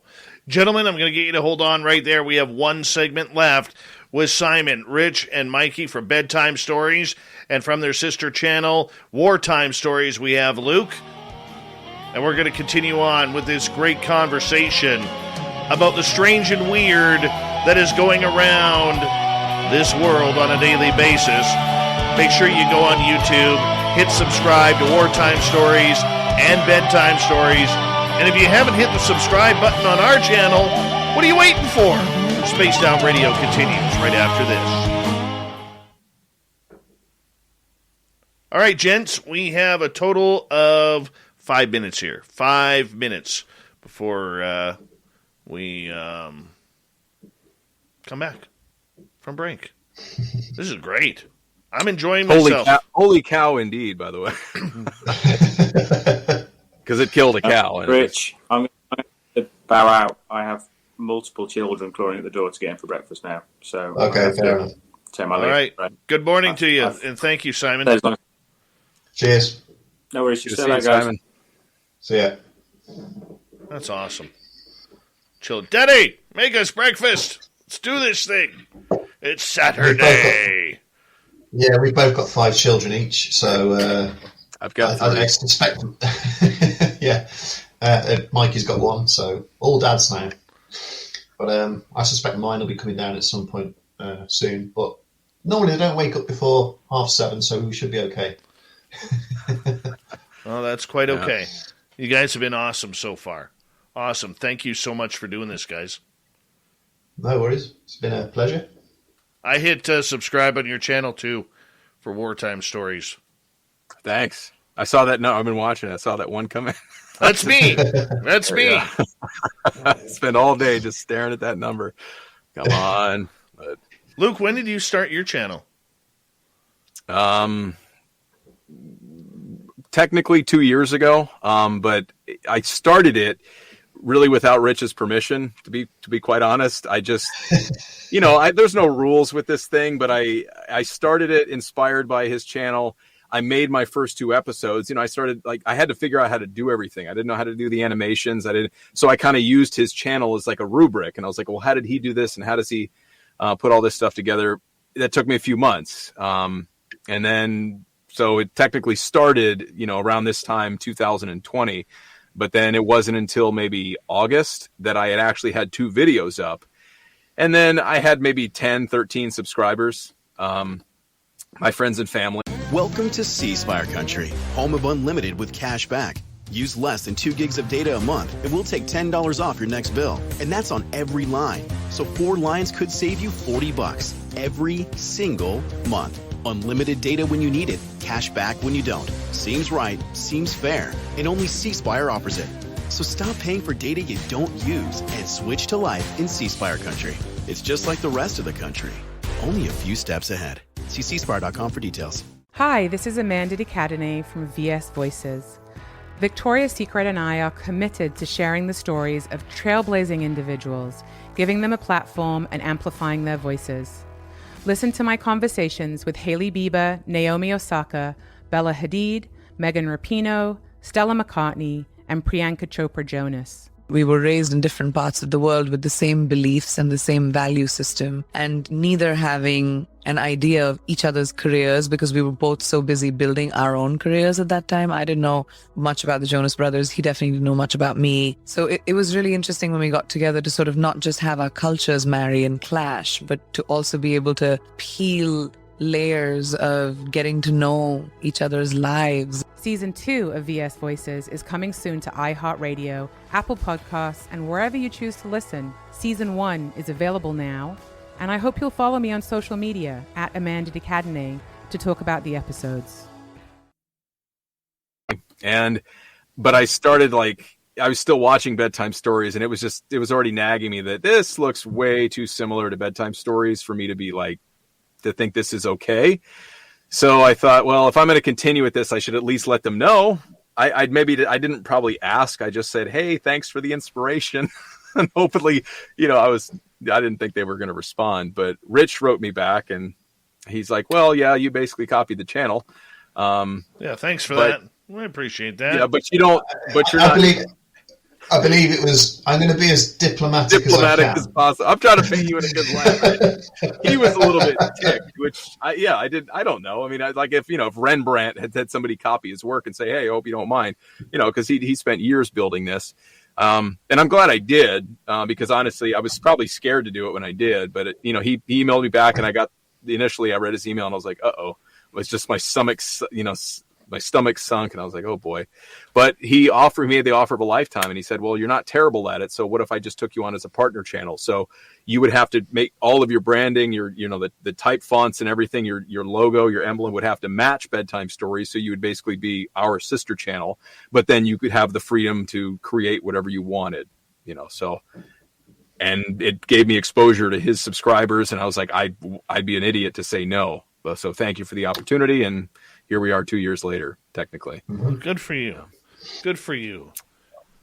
That's awesome. And you keep all the revenue as well. Yeah, true. Yeah. Thanks. Yeah. Thanks. It's not yet a livable income, but I'm getting there faster than I expected. So, and then I have to thank you again, Rich, because I look at other channels.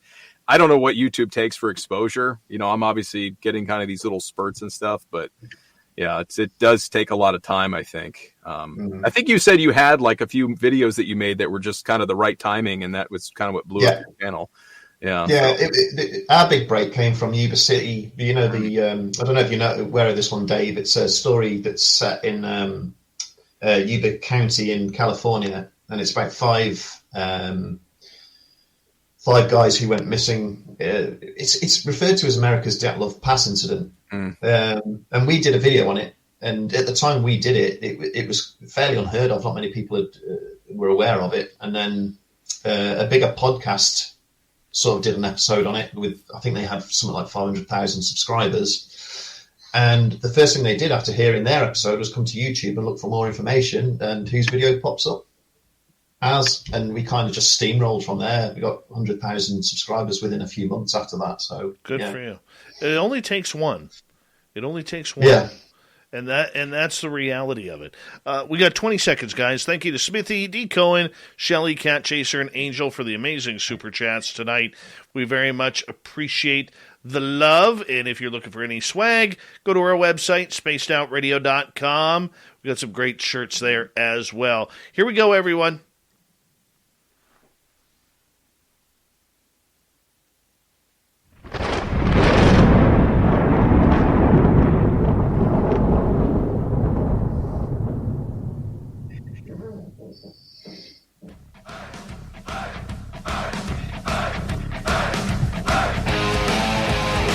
We passed the halfway point of Spaced Out Radio tonight. Good to have you with us. My name is Dave Scott. Very much appreciate earning your listening ears. Want to remind you that if you miss portions of this show or others, check out our free archives by going to youtube.com/Spaced Out Radio. Do old Davey the favor, hit that subscribe button. Our website is spacedoutradio.com. We have a plethora of features for you. Rock out to Bumblefoot, read Shirky Poo's Newswire, check out our swag as well. Follow us on Twitter at Spaced Out Radio, Instagram at Spaced Out Radio Show, and on TikTok at Spaced Out Radio. From the popular YouTube channel Bedtime Stories, we have Rich and Mikey here with us, and from their sister channel Wartime Stories, we have Luke, as we are talking true stories that people are experiencing around the world. And it's always fascinating, Rich, to find people who are willing to talk about what happened to them.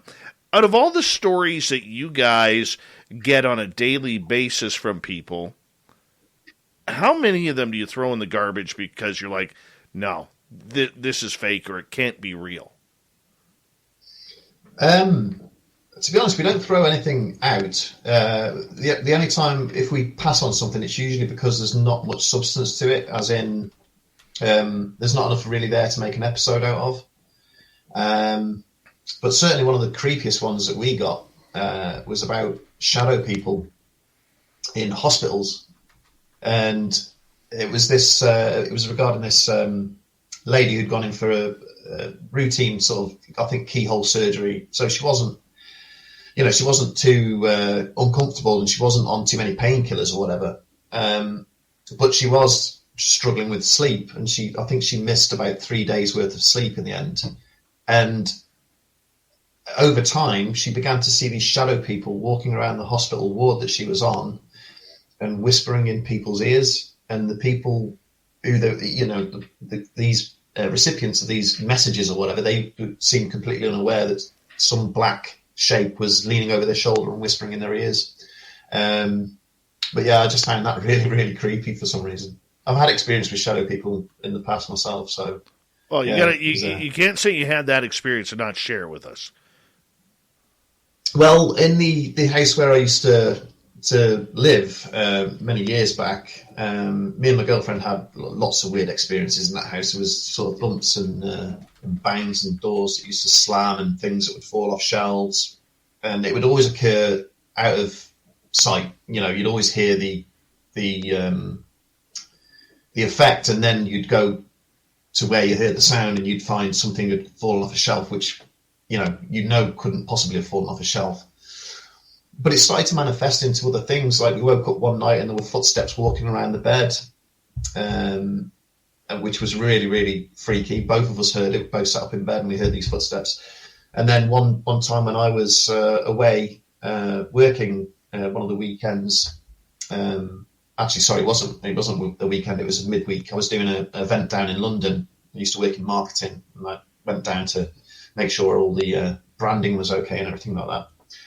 My girlfriend gave me a call at sort of 2:00 in the morning, saying that there was a shadow person. That she woke up and there was a shadow person standing right next to the bed. Oh my! And the weird thing about it was it was short, about probably 4 foot tall, and she said the head was really big, like almost like a grey alien. And I've heard like theories about shadow people actually being alien in nature rather than ghostly. So yeah, that was kind of freaky as well. Luke, I'm going to ask you regarding your channel, Wartime Stories. There's a story that I have been looking for a long time, and there's really hard. I've had a hard time trying to find information on it. Maybe you heard about it. It happened during the Vietnam War, where allegedly a B-52 bomber was shot down by a UFO. Have you ever heard that story? No, actually. Now I'm curious. Can I just say? Yeah, Rich did an episode on UFOs. We did. Did you do that one? Yeah, we did that. We covered that in Enemy Unknown. We've got an episode called Enemy Unknown, and we did the B-52 story. Was that no? Okay, is that the one I read? No, that would have been Enemy because we did two follow-ups. Exactly. I remember the one inside the plane with that mist that filled up the plane and everything. But I'm trying to think of. Yeah, that was Enemy Unknown. You did the one you did was Enemy Unseen, and because I remember you did the one about the UFOs that were attacking the patrol boats in Vietnam. Yeah, that was the same one. Same episode. Okay, yeah, because you kind of composite those multiple experiences within one episode. Got it. Yeah. Yep. So he did it. So maybe you could ask Rich that question. Well, what were you able to learn on that, Rich? Because I have been trying to find information on that, not to study or put out there, but it's just one of those stories that has absolutely intrigued me, and I've only ever seen it once. Yeah, it was. I think it was mentioned briefly on a few websites, and then when we delved into it further, we found out the guy's name who originally reported it was somebody called William English, who was a captain. And he was sent into the jungle to. Sorry, I'm not telling you what you already know, I hope. No, go right ahead. Also? Fill in the audience. All right, okay. So he was deployed a certain distance away from the Laotian border to go in and try and find this B-52 based on the last radar contact that they had. And they found it probably 2 or 3 miles beyond the Laotian border, and it was sitting upright in the forest. The only thing that seemed to be damaged on it was the undercarriage. All the ports were still closed and locked, and they had to blast through to get access to it. And when they went in, they found the 5 or 6 crew members. I can't remember exactly, but they were all completely mutilated, as if they'd been hit by an energy weapon almost, and their bodies had just burst, kind of thing. It didn't. They said it didn't resemble the kind of damage you'd see from a impact, and not only that, there wasn't enough damage to the plane itself to suggest that it had crash landed in the forest. It was almost like it had been levitated and just dropped, and it had damaged the undercarriage as it had done so. But yeah, Wow. Yeah. Wow. That story just fascinates me. Absolutely fascinates me. All right, let's get to a couple questions here from our audience. Kira would like to know, have any of you guys done stories on portals and found out where they're located? We've kind of touched on portals with the Skinwalker Ranch stuff. I don't know if you're aware, but when they were studying Skinwalker Ranch, when the NIDS team was studying, going in and trying to find out what was going on there in the 90s, they got a number of remote viewers to view the location, which is something I want to come back to, actually, because it's an episode we're going to do going forward, which is really interesting. I want to talk about. But yeah, these remote viewers basically saw portals in their viewings of the location, particularly in the southwest of the property. They said there's something evil and very just otherworldly there. And another incident involving portals was one of these disappearances in the woods, where I think it was a ranger who was walking through doing a patrol. He walked around a corner and his foot just disappeared. And he was kind of looked down, very strange, and then he retracted his foot and it reappeared again. And it was almost like he was almost stepped through into a portal kind of thing. So that's one of the stories we're going to feature in this, these near misses of people going missing in the woods. Right on. Let's get to another question here from Cindy, who is asking, what specific topic do you receive the most stories on? I would say ghosts and hauntings. Personally, I've been getting a lot more. I think it's inspired a lot by the stories that are posted. So for me, I kind of delved into a lot of UFO territory within the last several episodes, and so I've been getting a lot of UFOs. But with the most recent ghost episode, I've also been getting now more ghost stories coming in. So UFOs probably for me, at least in the last few months. I'm curious, Rich, for you, I mean, considering you're searching and scouring for any time of old war stories that are out there, do you notice a lot more UFOs compared to monsters and ghosts from the battlefield? You mean me or Rich? Yeah, I'm sorry, Luke, you. Yeah, no worries. And I should say that just because mine's wartime story, Rich still does war stories. Yeah. We kind of work independently. I'm just the Marine Corps guy that said, hey, I want to do war stories and specialize in that. But to answer your question, so far, yeah. I've had far more, whether Navy, Army, Marine Corps, Air Force, that have shared UFO sightings than they have anything else, certainly. Monsters are few and far between. At least so far. I mean, but collectively, yeah, UFOs are so common that it's like for being someone that said he didn't really think UFOs were real, I'm like, okay, well now I'm like, I can't help but to acknowledge, and especially with recent news and everything and the government coming out and media acknowledging it, it's kind of undeniable at this point that they're real. But the question is now, what are they? So I've started to explore that a little bit in my episodes. What kind of craft are soldiers or pilots or Navy seamen seeing?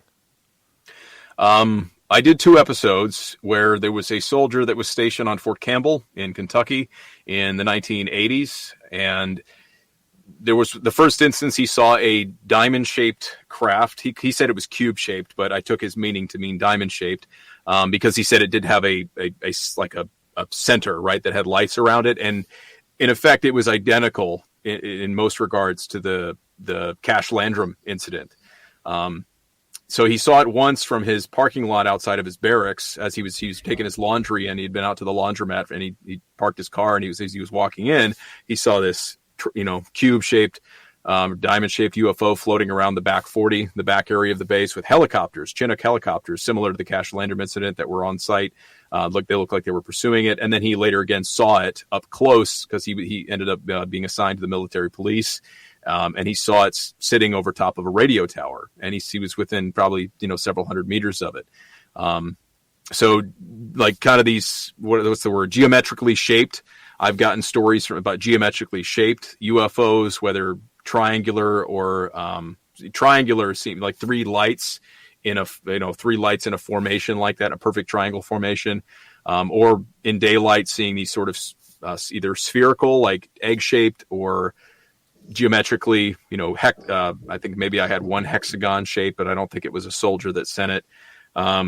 And then mostly just lights, mostly like orbs of light. I'm sort of bouncing between, well, a lot of these things take place at night. So are these lights attached to a craft, or are they these independent floating orbs of light? And very distinct from military flares. I've gotten some flare stories, and they're obviously military flares, but then there's these other kinds of orbs of light that don't seem to make sense, being anything man-made. So, good friend of mine, Eric, from Washington State, he served as a medic during the first Gulf War in 91, and he was telling me stories about how at night they'd watch the black triangles come in, and they didn't know whether it was ours or theirs or from somewhere else. He goes, but they were massive, and they were sitting right over top of the bases and everything. And when he pointed it out to senior officers, he was told to just shut up about it and don't worry about it. That's pretty standard. Oh, yeah. Being a former military... being a former military guy now, I'm curious, what is your take on all this UFO hubbub coming out of Washington, D.C.? Well, it's either we're getting to the point where it's undeniable. I mean, there's obviously the conspiracy that they're trying to draw our attention away from the government, right? Like, just stop looking at us. Like, here, look, some UFOs. Like, look, like anything. it's kind of getting to the point where it's hard to deny it. Why they would come out and acknowledge it. I should say stay tuned, because I had a guy, not military, a guy who lives in Georgia, email me a story from his experience with UFOs. It's taken into context. If everything is to be taken seriously, it's absolutely terrifying. And he has a theory. And so I can't claim to own this theory, but his theory is that they are preparing us for something that is about to happen, which a visitation. They are, because it would obviously be outright panic if there was this large scale, visitation of these alien crafts. But the government is, in essence, getting people ready, their mindset ready, so it won't be such a shock. Yes.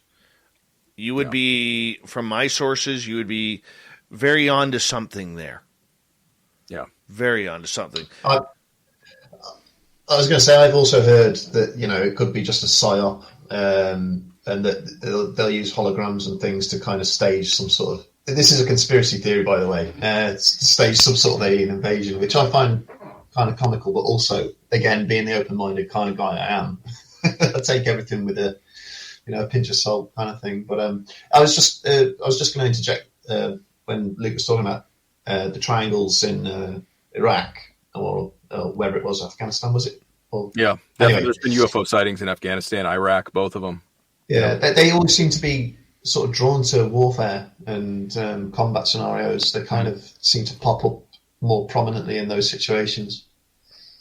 Yeah, it's weird how they seem to like the entertainment of us killing ourselves.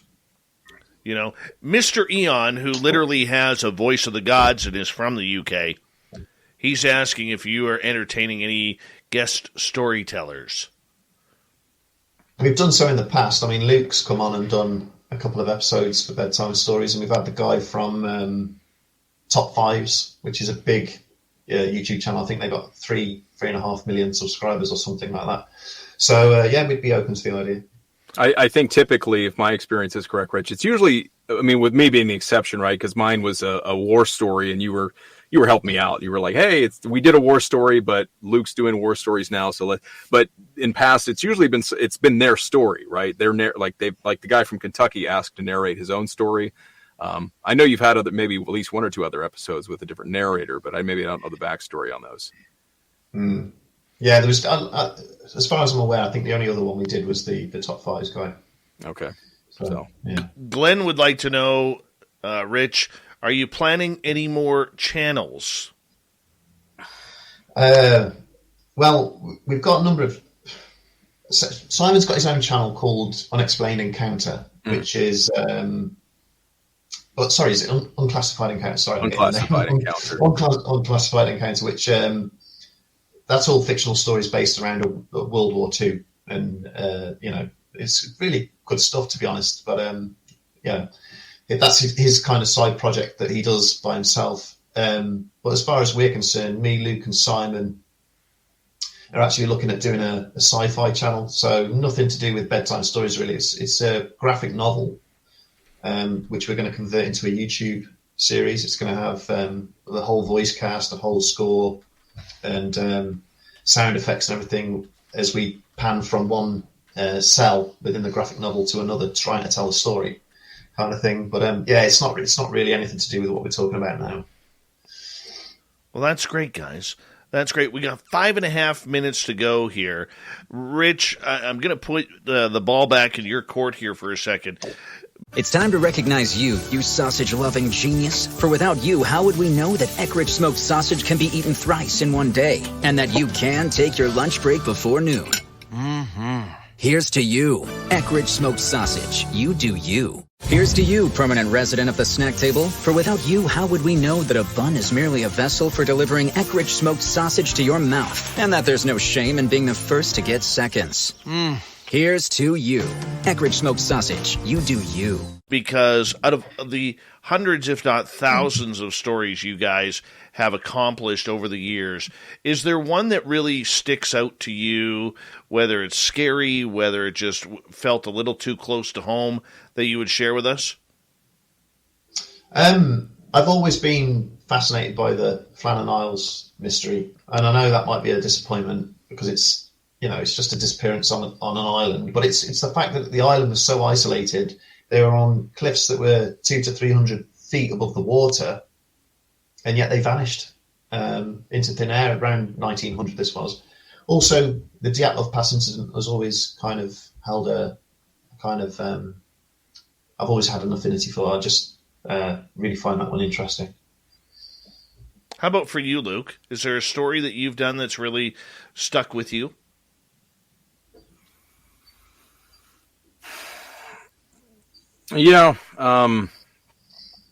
Honestly, I would have to say the more recent episodes that I've done, because it was much more personal. Because the gentleman whose stories they was somebody that I was actually talking to, and it wasn't just something I found on the internet and did a little research and kind of put a story together. And honestly, I would pick out one of his stories, but it is the collection. It's like his collective experience, because he had 4 different, call them experiences, two UFO encounters that were essentially the same UFO seen twice within the space of about 8 months, and then the giant snake in Honduras. And then there was a helicopter crash that he came upon while he was on duty on Fort Campbell during the night patrol, and basically this elite, blacked out, unit of soldiers showed up and treated the crash light like it was something a lot more secret than it should have been. Like, I had a buddy that died in a crash on Fort Campbell, and that story kind of, it related to me. But yeah, his collection of those 4 stories, and going from his first one in Honduras and then being moved to Fort Campbell because he basically was told to shut up and stay quiet after Honduras. And because he did, they think he gave him his duty station, because he grew up in Tennessee, at Fort Campbell, to kind of say, hey, thanks for shutting up. And so we'll station in your family for the last part of your enlistment. But then he had these other 3 strange experiences on Fort Campbell. I'm sorry. He saw Bigfoot on Fort Campbell. That was the other one. So UFO, Bigfoot, giant snake, and crashed helicopter. And he's a guy that's just comes off as somebody who's been told to shut up his entire life. And that stuck with me, because he's somebody that actually made me start to question my own doubts in these things even being real. Wow. Yeah. And how about for you, Mikey? You've done enough drawing now. Is there a scene or a story that really sticks out to you as an artist for the Bedtime Stories Network?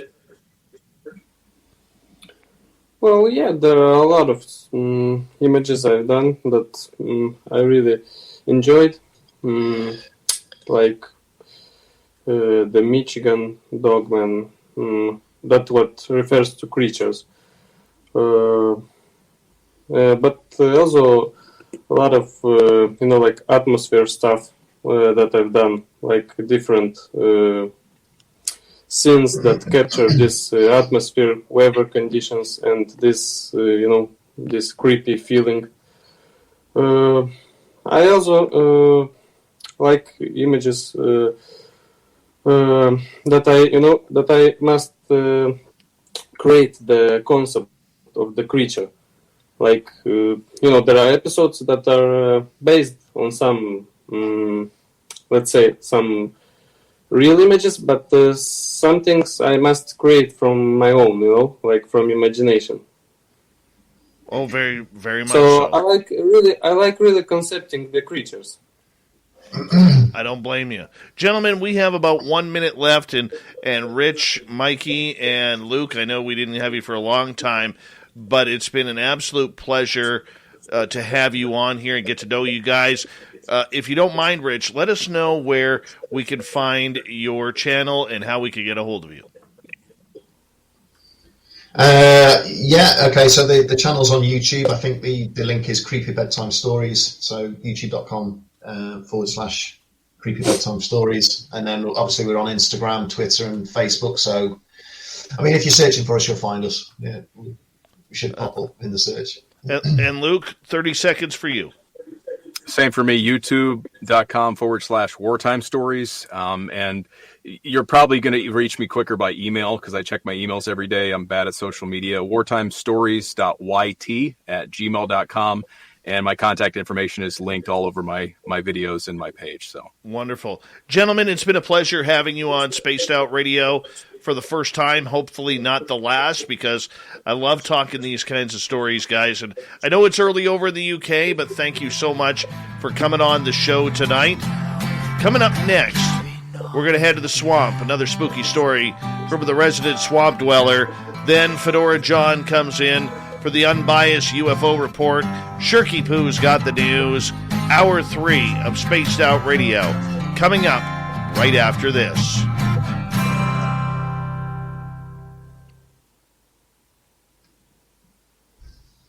Great show, gentlemen.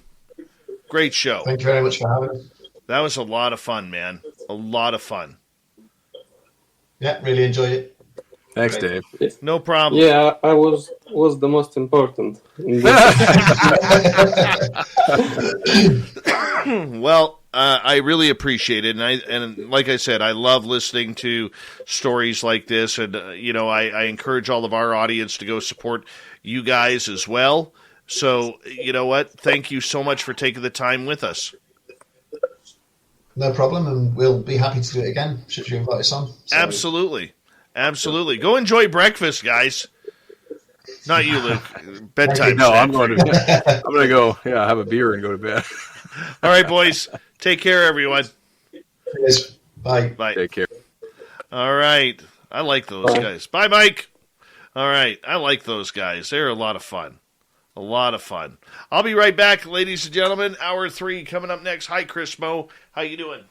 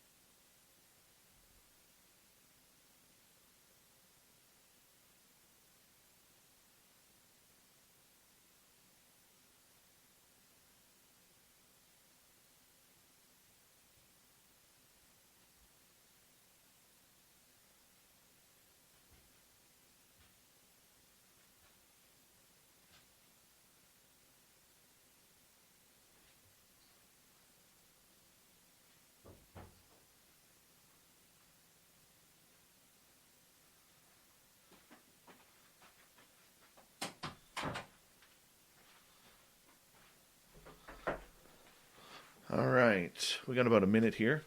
Hi, Super Duke from World Bigfoot Radio. Super Duke. It's almost swamped out radio time. Excuse me. Mm-hmm. Who's ready for a little swamped out radio?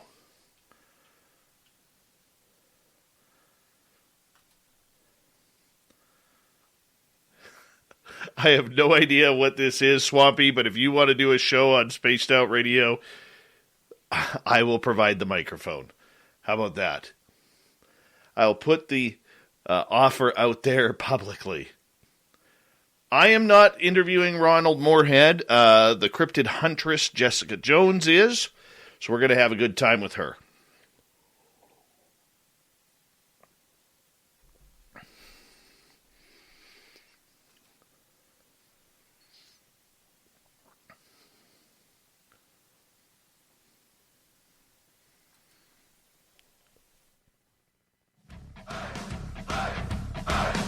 Would you like to connect with us? Head to spacedoutradio.com for all your latest show info. Now, back to Dave Scott and SOR. Third and final hour of Spaced Out Radio is now underway. Thank you so much for taking the time to join us. We really do appreciate earning your listening ears wherever you are on this beautiful planet we call Earth. Hello to everyone listening in on our terrestrial affiliates around North America and digitally on Odyssey Radio, TalkStream Live, and KPNL. All of our archives are free. Join us at youtube.com/Spaced Out Radio. Do old Davey the favor, hit that subscribe button. The Desert Clam has set the password for tonight in the SOR Space Travelers Club. Azimus. Azimus is your password. Use it wisely, Space Travelers, as the Clam sets the password each and every night right here on Spaced Out Radio. Our website is spacedoutradio.com. We have a plethora of features for you, including rocking out to Bumblefoot, reading Shirky Poo's Newswire. Check out our swag as well. Follow us on Twitter at Spaced Out Radio, Instagram at Spaced Out Radio Show, and on TikTok at Spaced Out Radio. It is time once again where we head to the swamp.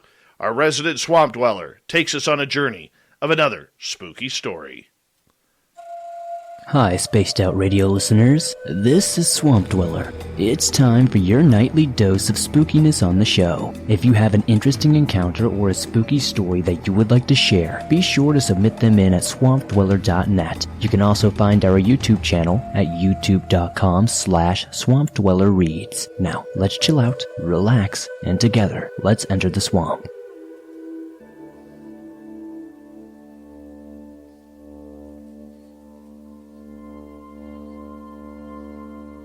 This is a short story, but 100% true. Roughly about 7 or 8 years ago, I was in a relationship. Let's call him James. James lived in a big house which he shared with his brother's wife, and their kids.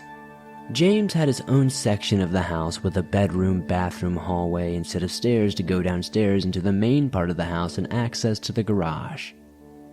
I would mostly sleep over on weekends as we lived about 45 minutes apart and I worked in the city. Before I begin with the story in detail, let me give you a layout of the bedroom.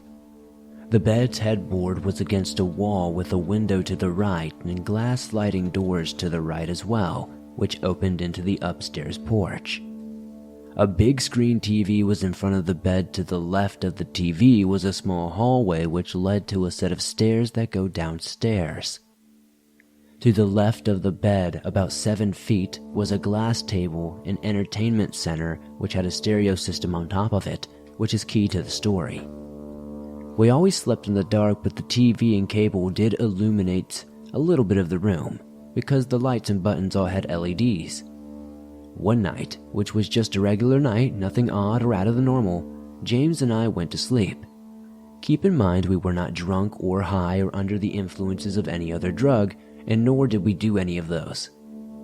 I remember suddenly waking up feeling very uncomfortable. As I laid there on my back, staring at the ceiling, trying to figure out what was going on, I couldn't help but notice the feeling of intense dread and doom. It felt like something was bearing into my soul. I looked over to my left and James was fast asleep. As I was turning my head to the ceiling, my eyes caught a glimpse of something in the left corner of the wall by the entertainment system. As I looked over, I could see a big black mass, and I immediately leapt out of my bed, yelling, "No, no, no." That immediately woke James up, and immediately after that, the entire power of the house goes off, and the smoke alarms start blaring. As the smoke alarms are emanating this loud, shrieking noise, I ran over to the hallway and was hysterically crying from pure fear. As I explained to James what I saw and what was happening to the best of my ability, as James was consoling me, he looked white in the face. After what seemed like an eternity, the smoke alarms finally stopped blaring and the power turned back on. As the TV and cable system lit up again, but that was the only light except for the moon. As we walked back to the bed and lay down, I still didn't feel right. I turned to look, and that black mass was still there. I sat up and faced my back to that wall, and James started to pray for whatever was in the room to go away. Eventually, from pure exhaustion, we fell asleep. The next morning, we were trying to figure out what had happened, and James told me something that literally sends a chill down to my spine every time I talk about it. James said he didn't want to tell me this last night, but when the power went off, James looked at the entertainment center, and the stereo system was turned on with the words that said, "Hello," written across the screen. To this day, I can't figure out what the hell that thing was.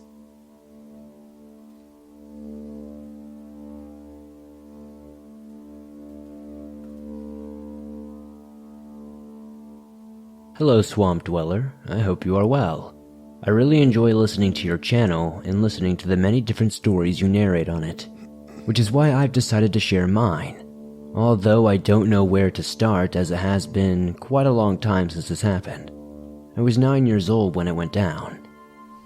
To give you a little background on me, I am a female, currently 31 years old. I grew up in the Middle East, to be more specific, in Oman, which is where my stories take place. I am the second oldest of 4. My father's house is a 3-story villa in a large city that I will not name for privacy reasons. The ground floor of the villa is split into 2 even apartments. Both sides have 3 bedrooms, 2 bathrooms. The second floor is where I and my family grew up, and the third floor is the maid's quarters, and then the rooftop. I remember growing up with my older sister, who suffered from very bad night terrors. She'd wake up the whole house with her screaming. This happened quite often. I'd say at least 2 to 3 times a week. I honestly think for her well-being, my parents sent her to Florida to live with my grandmother when she turned 13 years old. After my older sister was gone, I believe whatever it was tormenting her at night started tormenting me. You see, my father's house becomes very alive at night. We would hear pots and pans clanking, and kitchen cabinets creaking open and slamming shut, footsteps running in the corridors of the house. But when we go and check to see who it is, there is no one there, and everyone is sound asleep throughout the house. As I have mentioned earlier, my sister is gone now. I have recently started hearing whispers. I couldn't make up what the whispers were, as I tried my best to ignore them. However, I believe me ignoring whatever it was made it worse. I remember waking up in the middle of the night feeling like I was being watched. This kept on happening for quite a while. It was happening to not just me, but my siblings. They were also expressing fears.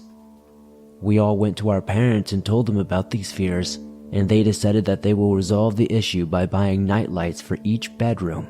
That way none of us were sleeping in complete darkness. The night light sure made it a lot easier to fall asleep, and it was okay for a while. Skipping forward to my early teen years, I remember waking up at 3 a.m. because I really needed to go pee. I remember this night very well because it was very engraved in my mind. I woke up looking at the nightstand and the clock read 3 a.m. on the dot. I recall stumbling my way to the bedroom door to open it, and I heard what sounded like running footsteps headed toward the bathroom. Thinking to myself, My sister must be up too and running toward the bathroom. So I opened my bedroom door so quietly and looked to my right, which is where my younger sister's room is. Her door was shut. I thought that was odd. If she was running to the bathroom, her door should be open. I opened her door and saw that she was sound asleep, so I closed it and proceeded to head to the bathroom, which is about 30 steps to the left of my bedroom door. Your business depends on protecting your sensitive data, but your data is everywhere. Introducing Sky High Security. We extend security beyond data access to data use, protecting your data anywhere you do business. Sky High Security. Your happiest spring starts with Lowe's. Shop now for your favorite brands and everything you need to spruce up your home, lawn, and garden. Like top-selling riding mowers from John Deere, self-propelled mowers from Honda, and customizable storage solutions from Closet Made. Roll out that new mower, bring out that spring wardrobe, and bring on spring. Shop in-store, online, or through our app today. Lowe's, home to any budget, home to any possibility. U.S. only. Way down the corridor, I stopped dead in my tracks because I started hearing the clinking of pots and pans, kitchen cabinets opening and closing, and that made me call out for my youngest sibling, my brother. As soon as I said his name, everything stopped and I heard the bathroom door creak open. And I kid you not, 3 dark figures with red glowing eyes floated out of the bathroom toward me. These figures were like No Face from Spirited Away, but without the mask, and 2 of them were so tall. They had to crouch down, creating an upside-down L shape as they tried to fit between the space of the floor and the ceiling. I froze in fear as they floated past me. As I was not even there, it's almost like they didn't even notice me. I was so scared to make a sound that I thought maybe they just didn't see me. I don't know. I waited for what felt like forever before I turned around to see that they were gone. I didn't go to the bathroom. Instead, I ran back to my bedroom and held the urge to pee until I heard my maid come in and get things ready for breakfast. This is what set things in motion, because from that night or morning on, I kept waking up at 3 a.m. on the dot, always seeing a cloud-like shadow with red glowing beady eyes bouncing at the foot of my bed. I would have nightmares that I am falling into an endless black abyss and jolt out of my sleep, and of course it's always 3 a.m., and that little thing will be bouncing at the foot of my bed. Sometimes it's the small figure, other times it's the big one. They're always glaring at me though from the darkest corner of my bedroom. This kept on for what felt like forever, until things progressed a bit, and now my bedroom became a playground for these entities. I started to suffer from severe depression, and I would hear whispers telling me to end my life. Things got worse after my parents separated and my mom moved to the United States. My depression got worse, and the reoccurring dream of me falling into a black abyss started to become more and more realistic. I've started to do badly at school since I've started to stay awake all night. These entities started to get into my head, and I've tried to end my life a couple of times, but thanks to my maid, I am still here. There have been so many incidents at my father's house that I'll send to you. I just thought these entities take the cake as they have changed my life forever.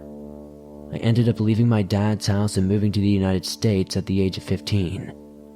I have had the falling down the dark abyss nightmares for a while after the big move. I sleep with some sort of nightlight on all the time, and some sort of background noise is always playing these days. Usually it's your show, playing on my YouTube app on my boyfriend's TV. I have a hard time falling asleep and still suffer from severe depression and anxiety. However, I do think it's a combination of the things that went bump in the night and life in general. Now I live in Florida. I no longer see these figures, but I think my experience made me much more aware of the paranormal. Wonderful story from our main man, Swamp Dweller, in the spooky story category. Of course, Swamp Dweller joins us every Monday through Friday night with a spooky tale, and we absolutely love him around here. Make sure you head on over to his channel on YouTube, youtube.com/Swamp Dweller Reads, and you can hear one of the many thousands of stories he has from reports just like you're having at home. All right, let us get to John Hudson, the fedora-wearing wonder, and the unbiased UFO report. Nobody's gonna know. They're gonna know.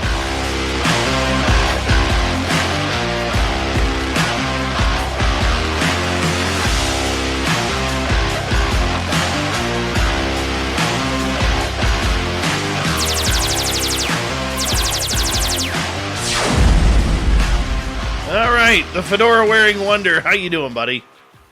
I'm doing good, Dave. How about you, man? I'm doing good. I had a good day today, man. I had a really good day Glad today. to hear it. Yeah. Seems like you're in a good mood, having a good time. Well, today was one of the first days in a while I actually didn't fall asleep at my desk in my daytime job. So I was pretty happy with that. I bet your boss is pretty happy, too. Yeah, probably.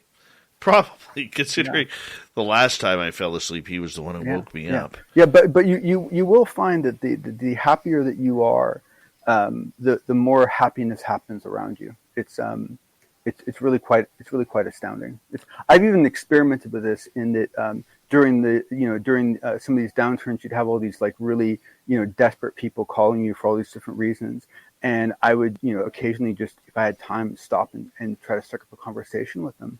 And just really listen to them, be kind. And you would not believe some of the friends I made. I made these 2 friends over in Jamaica. They were so nice to me after that. It was crazy.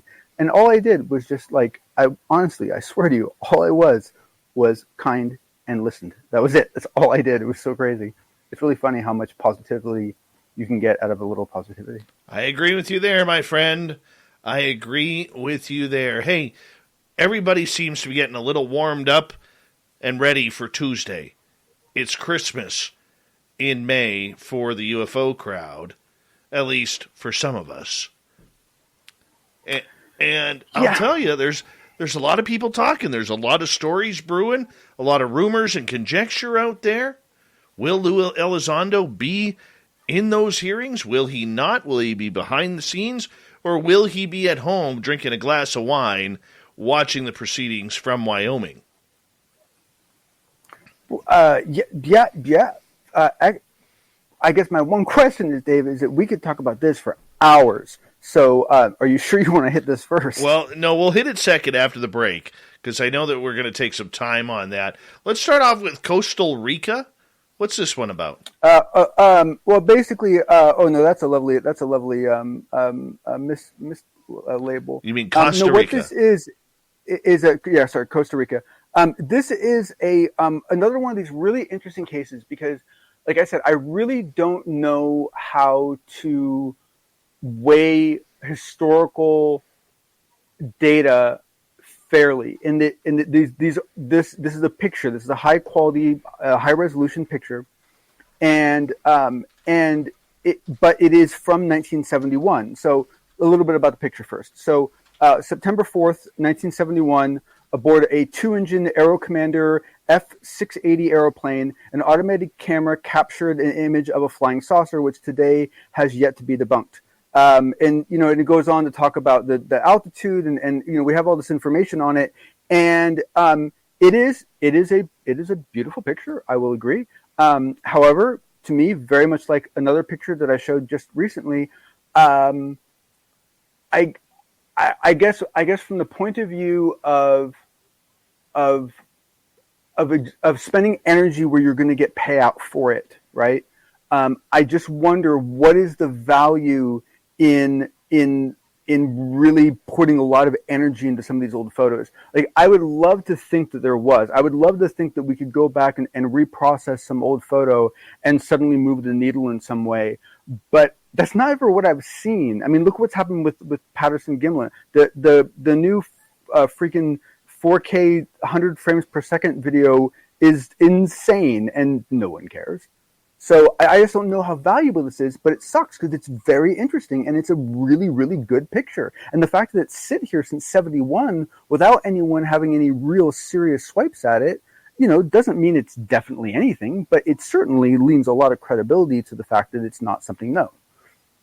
Well, I want to ask you, with this photo, because we do have a lot of people in Radioland who'll be like, what's this photo John talking about? Describe this photo for us, if you don't mind. So this is an overhead photo, and this looks very, very much like the photo I talked about before. So if it's a repeat, I apologize. But basically, I mean, it's basically an overhead photo of a coastline, and there is basically a flying disc in one frame of it, and it's an incredibly spooky looking flying disc because it's really, really, really normal looking. Like it almost looks like if you were to go into your kitchen and say, "Hey, I need to make a UFO," and someone said, "Okay, here," and handed you a pan and you threw it and they snapped the picture. Like that's what you'd expect this to be. It's almost cliche in how it looks, right? It's almost a caricature of itself in a way, because it is such the stereotypical, and very much like some other pictures that I've talked about recently. There's lots of interesting debate about camera angles and so forth, but we have a lot of information on this picture. The altitude, the fact that shots were taken for 20 seconds. We actually have a lot of data on this film, and the thing is that once again, while I find this very interesting, I think I can totally geek out over this. I don't really know if anyone else cares. You know what I mean? I like fundamentally, I don't know, if this is something that would I don't think this is going to change anyone's mind. No, I don't see it changing anybody's mind. To be honest with you, to me, it looks photoshopped that it's in there. Yeah. But of course... Yeah, it's weird. But of course, we're looking at this, John, with 21st century eyes and 1971 eyes.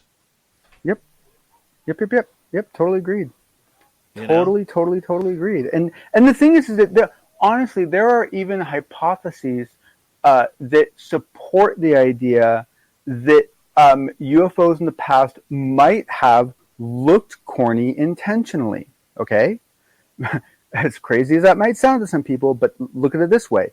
If you subscribe to the hypothesis that there is some core fundamental field or energy source of somewhat that is basically projecting all of these different types of objects, whether it be a UFO or whatever, then essentially what they're projecting is what they think we're expecting to see. So as a result of that, UFOs of the past should look kind of hokey to us, right? In a weird way. I mean, it's bizarre, but if you think about that hypothesis, it actually lends credence to the idea that, older UFOs would actually look older.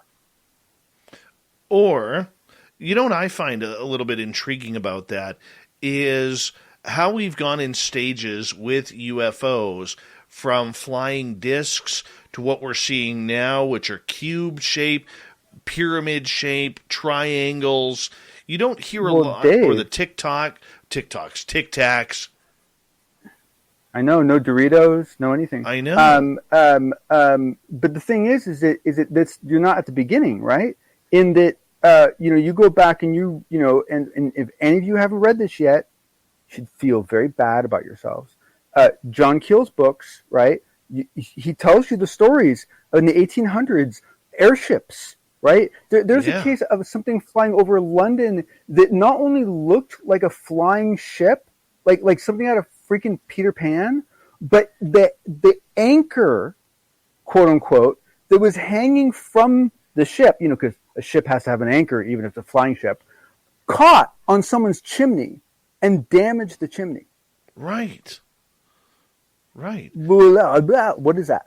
And for centuries, people were seeing, John, those ships that had oars. Some of them even had reports of oars sticking out of the side that were moving as it was flying. I can almost promise you that there were Vikings that saw rowing, and the thing that's so frustrating about this is that if you've been studying this, if you've been taking as desperate of a scientific approach to studying this as you possibly can, you start getting to some very difficult hypotheses.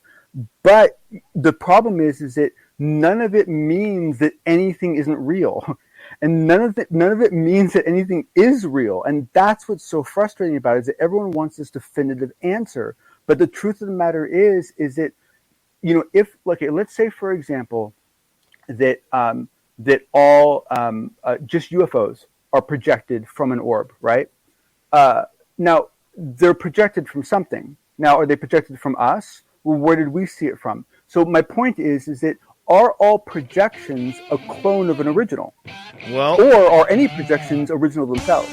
Well, John, we're going to continue on with the Unbiased UFO Report. Thank you for your analysis on that. And we'll talk to you right after the break here as we'll get into the hearings.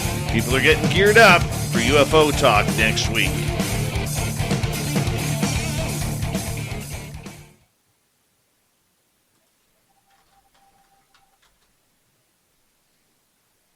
All right, buddy, we're clear.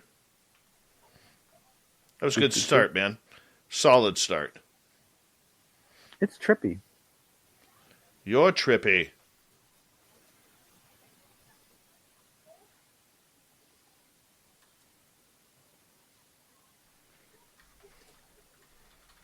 You know, one thing that I thought might happen, but I wasn't confident enough to predict, is that right before like grand focal points happen where people think that there's going to be grand decisions made, there'll be certain groups right before it that will get so nervous and so anxious that they can't handle it anymore.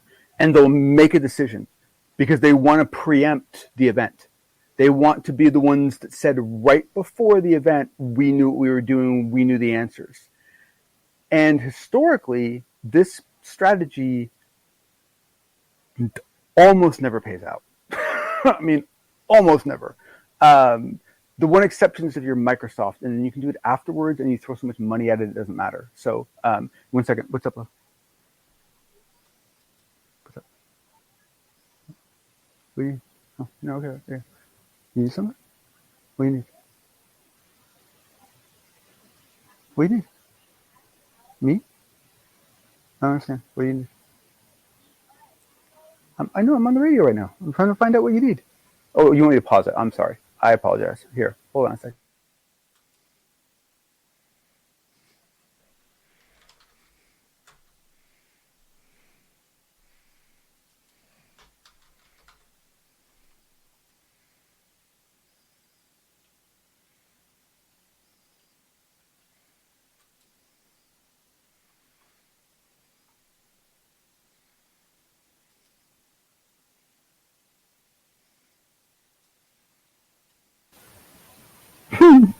So trying to figure out why she wasn't talking. I'm like, what's wrong with you? Where'd your voice go? She's so cute. Didn't want to speak until I muted it. My son's like that too. That's awesome. Cracks me up. Can she hear me? No, I got a headphone in. Oh.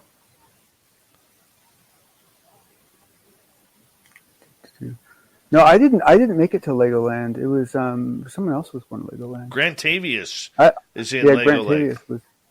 Yeah. Thank you. Yeah, I haven't been yet myself. I've never been there either. I have to admit, I'm a little afraid to go. Why? Addiction? I'm a little afraid I won't leave. Yeah. I think we're all like that. I used to spend, like, I would literally, like, 3 o'clock getting home until midnight, and then the next day do the same thing on like one Lego project for like days on days and days on end. I even had a whole QA process for ships. They had to be able to sustain falls from certain heights over certain materials with certain hardnesses. Really? Mm-hmm. Wow. What's good is a Lego ship if it falls apart? Right? True. Over grass, it has to be able to land over certain heights, and did you ever, you gotta be reasonable. Did you ever glue yours? Oh God, no! It's criminal. I know people who did that. Look, I'm going to say something that's very judgmental. It's not fair, but I'm going to say this: people that glue their Legos are afraid of their own imaginations. Very true. And it's the last thing in the world you should be afraid of. If anything is there for you, it's your imagination. Well, you ready to drop the gloves here on this portion? Yeah. But you didn't want to talk about basically everyone calling their bets, like on this whole like Stephen Greenstreet thing. I mean, basically you have a bunch of people calling their bets 5 days early, hoping to cash in, and it's kind of entertaining, don't you think? Well, let's get to it. It's all part and parcel. That's true. It is. You're right on that one.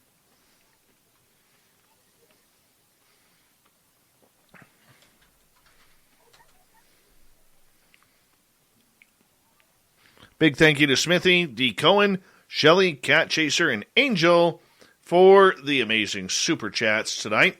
Very much appreciate your love and support of SOR. And we're going to get going here in 10 seconds.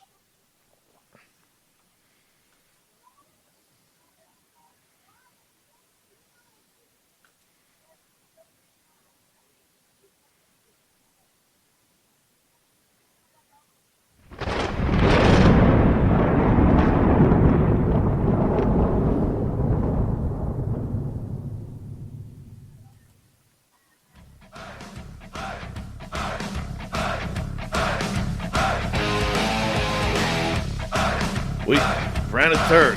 We're headed for home on Spaced Out Radio tonight. My name is Dave Scott. Thank you so much for taking the time to join us. We really do appreciate it. Want to remind you that if you missed most of this show or others, check out our free archives by going to youtube.com/Spaced Out Radio. Do old Davey the favor, hit that subscribe button. Our website is spacedoutradio.com. We have a plethora of features for you, including rocking out to Bumblefoot, reading Shirky Poo's Newswire. Check out our swag as well. Follow us on Twitter at Spaced Out Radio, Instagram at Spaced Out Radio Show, and on TikTok at Spaced Out Radio. We continue on with the unbiased UFO report. The fedora-wearing John Hudson is here with us. And John, we are just hours away from the UFO report coming on in, and there's a lot of speculation through the weekend and the previous week that what we're going to get through all of this. What do you think's going to go on? And what's the atmosphere like in UFO Twitter land? Well, what's kind of surprising is the number of stories that are actually breaking. Like, I was kind of expecting the normal situation where there's an absolute vacuum of information for the 72 to whatever hours beforehand, and in that period, Your business depends on protecting your sensitive data, but your data is everywhere. Introducing Sky High Security. We extend security beyond data access to data use, protecting your data anywhere you do business. Sky High Security. Your happiest spring starts with Lowe's. Shop now for your favorite brands and everything you need to spruce up your home, lawn, and garden.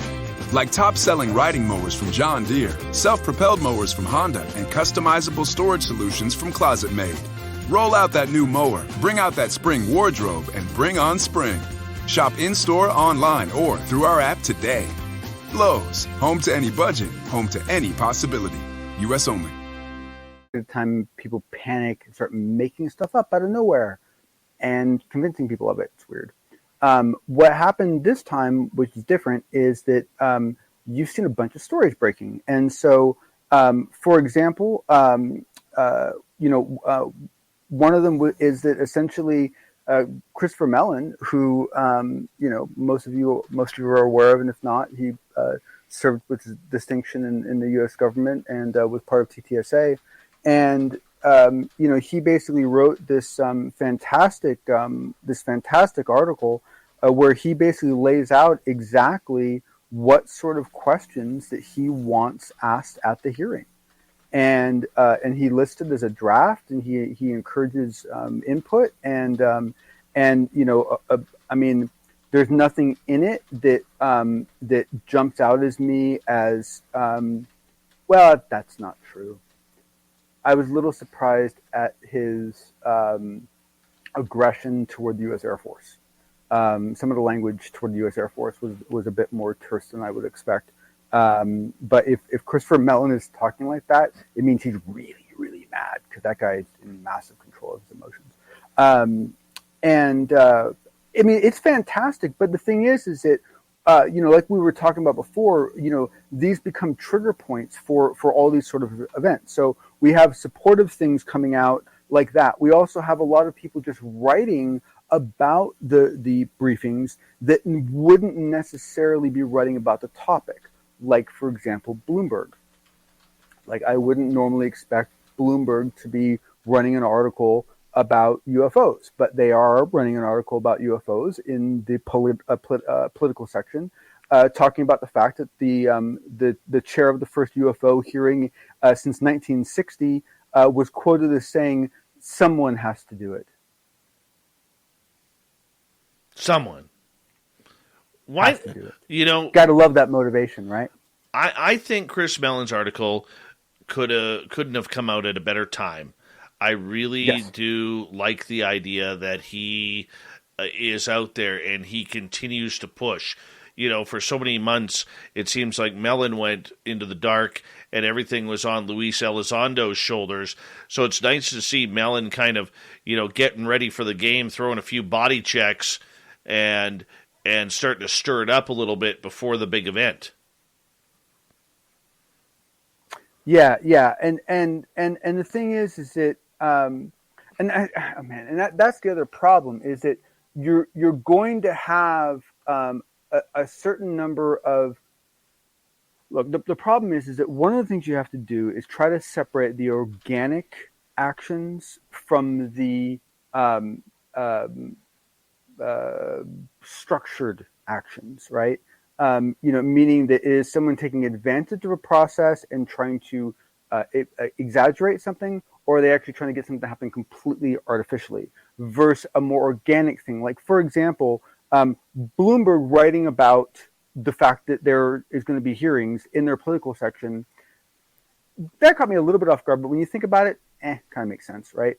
The thing that Chris Mellon wrote, that to me was a little more surprising, but that was fantastic in that essentially the truth of the matter is that he could have provided almost as much value by writing a bad document, because essentially by putting a document out there with a good framework, even if it's not properly fleshed out the way you think it would, it's amazing how that encourages people to jump in and start filling out proper information. It's actually a really good tool to use for people. So, but the challenge is yes, you could absolutely have people that are either have been planning for a long time to somehow take advantage of this in some way, or there are people that are trying to move other legislation or move other things that now see this as a new pawn in their little game.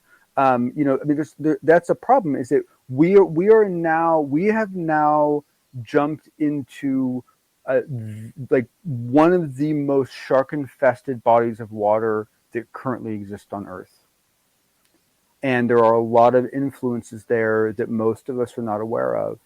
And the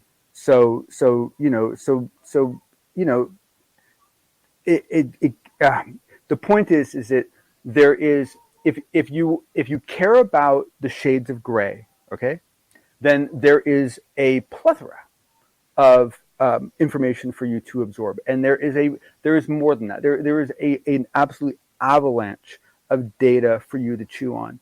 If you do not like shades of gray, if you like black and white, if you like Boolean, if you like definite answers, if you like finite decisions, then unfortunately, I don't think you're going to get much happiness out of the next couple of days. Had you've gotten any over the last couple of days, and that you're really likely to get any in the near future, because while this has been encouraging a lot of people to come out, like for example,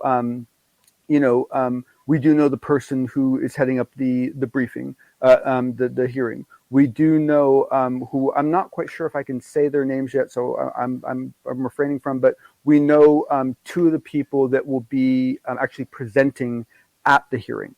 The names and pictures of those have leaked out to certain media outlets. So we're actually getting a fair amount of information where, I think there's a really good chance that by Tuesday morning, we're already all going to have a pretty good idea as to who's going to be there, who's going to be talking, who's going to be asking questions, and we might even have some idea as to what kind of questions they're going to ask, right? And let's face it, that's the other thing, is that these hearings weren't just invented for UFOs, right?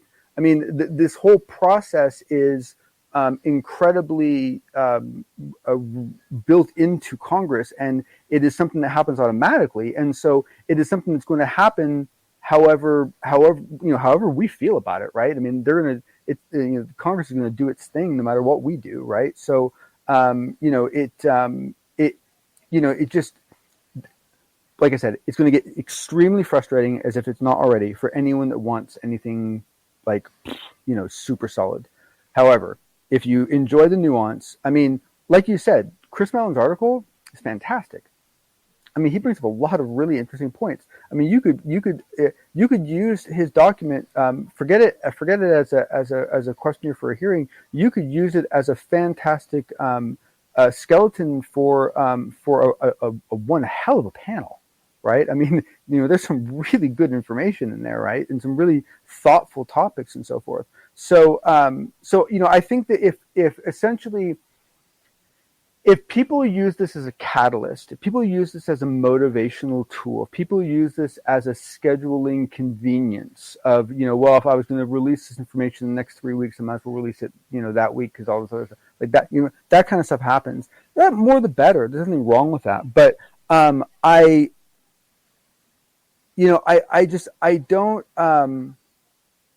I guess my challenge is that, to me, if you want data that's going to really move the needle, right, then you have to first ask not what data is available. You have to first ask what data is required, right? And you essentially have to go to people and ask them, like, what is your threshold? What is your threshold, right? And so you start doing this, and you start realizing that, hey, there is nothing. There is no data set. There is no film. There is no anything that is going to convince 90% of the people of anything, right? You might, if you get lucky, get 45% or something like that, right? And so I think that's what makes it very infuriating for people. But if you like the nuance of it, boy, man, you can eat and eat and eat and eat. It's fantastic. Well, let's face it here. I mean, if the names have leaked out there, who's going to be speaking? I'm going to put some pressure on you here. Who are those names? See, Dave, I figured that you would do that, so I intentionally didn't include them in my notes. But I do have it'll be science. Because I don't think we mentioned this before. We did find out it'll be Science and Intelligence Officer Sean Kirkpatrick, PhD, who's been picked to head the new AOIMSG. AOIMSG. I think of food. It's very hard for me. And I'm usually really good with acronyms too. I mean, I come from a world that did PCMCIA, right? So, please. I'm going to get you to move your microphone up a bit. Oh, sorry. Yeah. But basically, Dr. Sean Kirkpatrick, U.S. Space Command, will be basically heading up this organization. So, and like I said before, we did find out from Bloomberg today that where's the guy's name? Representative Andre Carson, an Indiana Democrat, will essentially be, heading up the panel on Tuesday. So we are slowly, and so I guess my point is that, like, one of the weird things about this topic is that when it starts broaching into other areas, what you don't know is are all the normal systems that exist in that world going to trigger, or is there something weird about us, right? They're going to choke on it, and the right systems are not going to trigger, right? And that's one thing you just don't know. And so, if essentially all the right things trigger for a hearing, things that should trigger independent of what kind of hearing it is, then this is the kind of information we should be getting, and we actually should get a lot more, right? We should get a lot more. But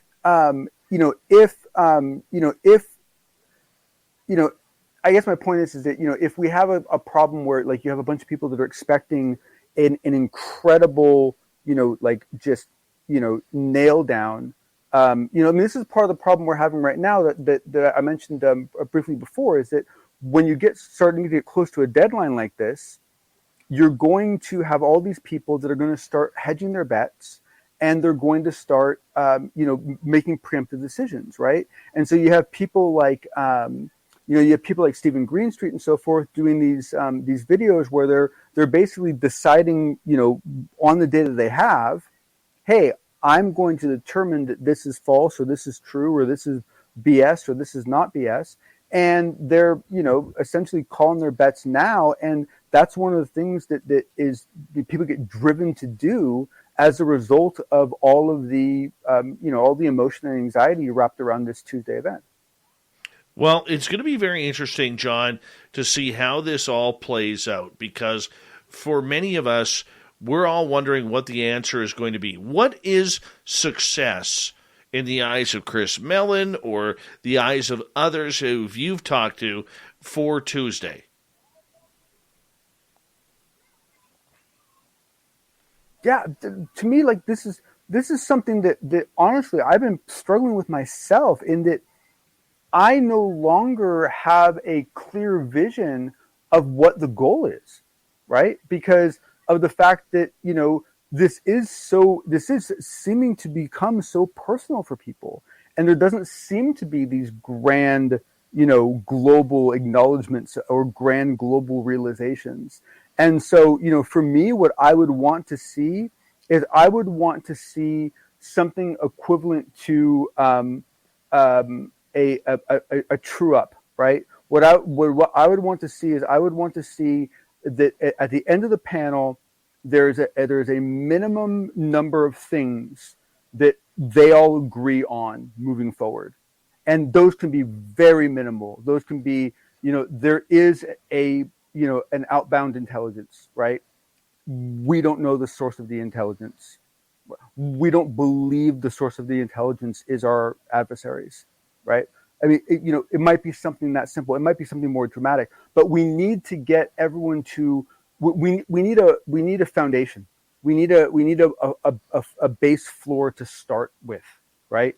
And right now, it's one of the reasons why, in the very language of the hearing is talking about the stigma having to be removed. I mean, they're basically having a panel about, just removing the stigma to have a panel when you really look at it. Well, I think success would be, and I think I'm asking too much here, John, success would be, at a minimum, that they officially confirm that any of these craft that are being seen in military air bases or around nuclear facilities, because I don't think we're going to get over major cities to quell the public. I think it would be a huge win for the UFO community if they came out and said, we 100% know these craft are not from Earth. I think that's where it starts. The problem, Dave, is you can't know that. Like, you can't know that for sure. You can be pretty sure, but you can't. It's incredibly hard to prove something like that. I mean, I know anything. I know that. Anything, like, let it be anything, right? I mean, it's. I think the best chance we have of that happening is what Gary Nolan's doing. Well, it's going to be the isotopic ratios. I think that's going to be the only way to prove that it's off world. We are going to see, my friend. We are going to see a great unbiased UFO report from the fedora-wearing John Hudson. Well, thank you, John, and I know you'll be back to talk more about this very, very soon. We'll talk to you then, buddy. Yep. All right, let's get to Shirky Poo's news. What time is it? It's time for Shirky Poo's news!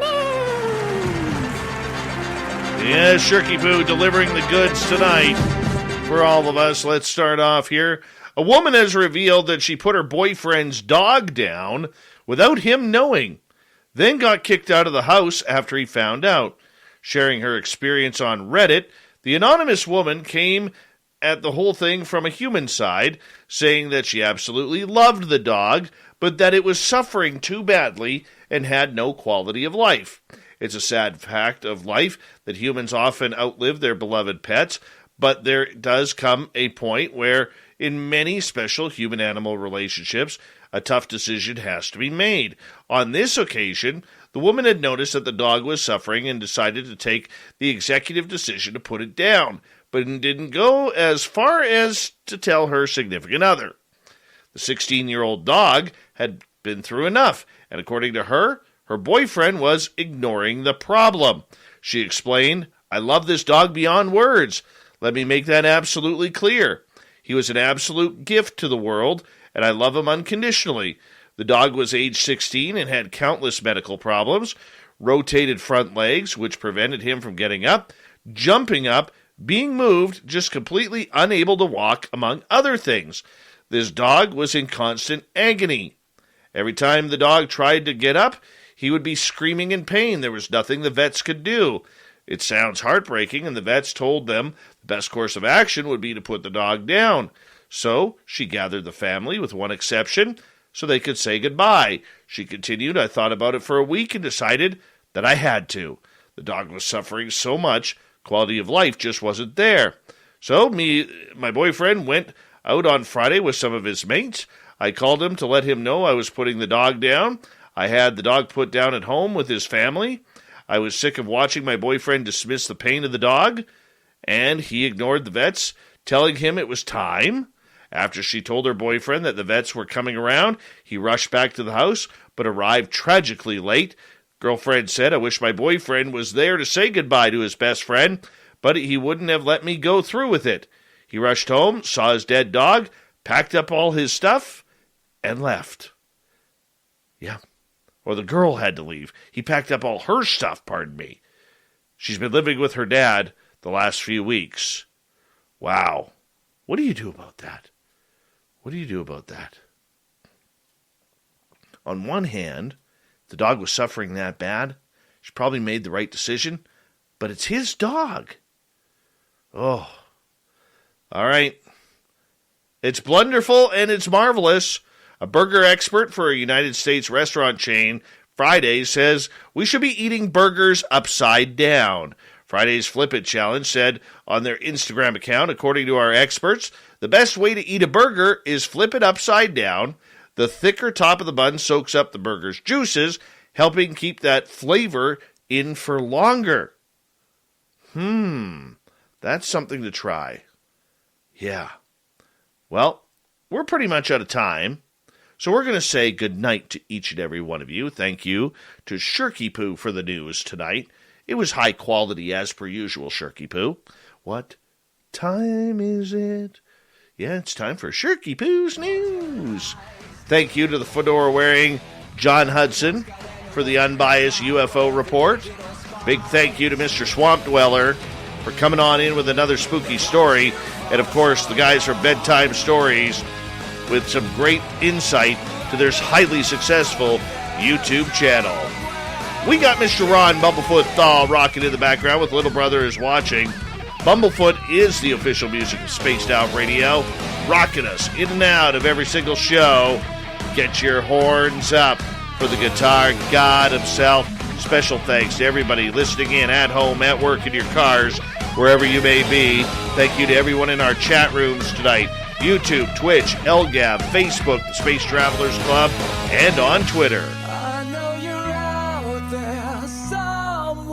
Remember, this show is copyright by Spaced Out Radio and SOR Media Ventures Limited. Thank you so much for choosing to share your evening with us, because together, my friends, we're watching. We own the night. Mr. Bumblefoot, we need a favor. We need you to take us home.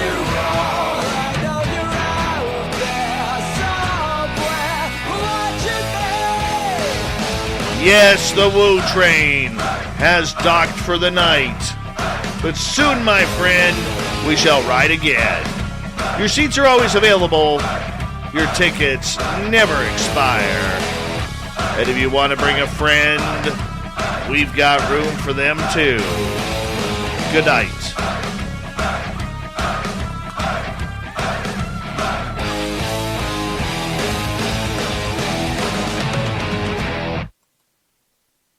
It's time to recognize you sausage-loving genius. For without you, how would we know that Eckrich smoked sausage can be eaten thrice in one day? And that you can take your lunch break before noon? Here's to you, Eckrich smoked sausage. You do you. Hi, this is Amanda DeCadenet from VS Voices. Victoria's Secret and I are committed to sharing the stories of trailblazing individuals, giving them a platform and amplifying their voices. Listen to my conversations with Hailey Bieber, Naomi Osaka, Bella Hadid, Megan Rapinoe, Stella McCartney, and Priyanka Chopra Jonas. Racism is so deep-seated in human nature, and it's not just in America, and it's not just within black, white, brown, or the various races around the world. Racism and colorism and favoritism and just basically, taking away opportunity because of a like or a belief from another human. Season 2 of VS Voices is coming soon to iHeartRadio, Apple Podcasts, and wherever you choose to listen. Season 1 is available now, and I hope you'll follow me on social media at Amanda DeCadenet to talk about the episodes.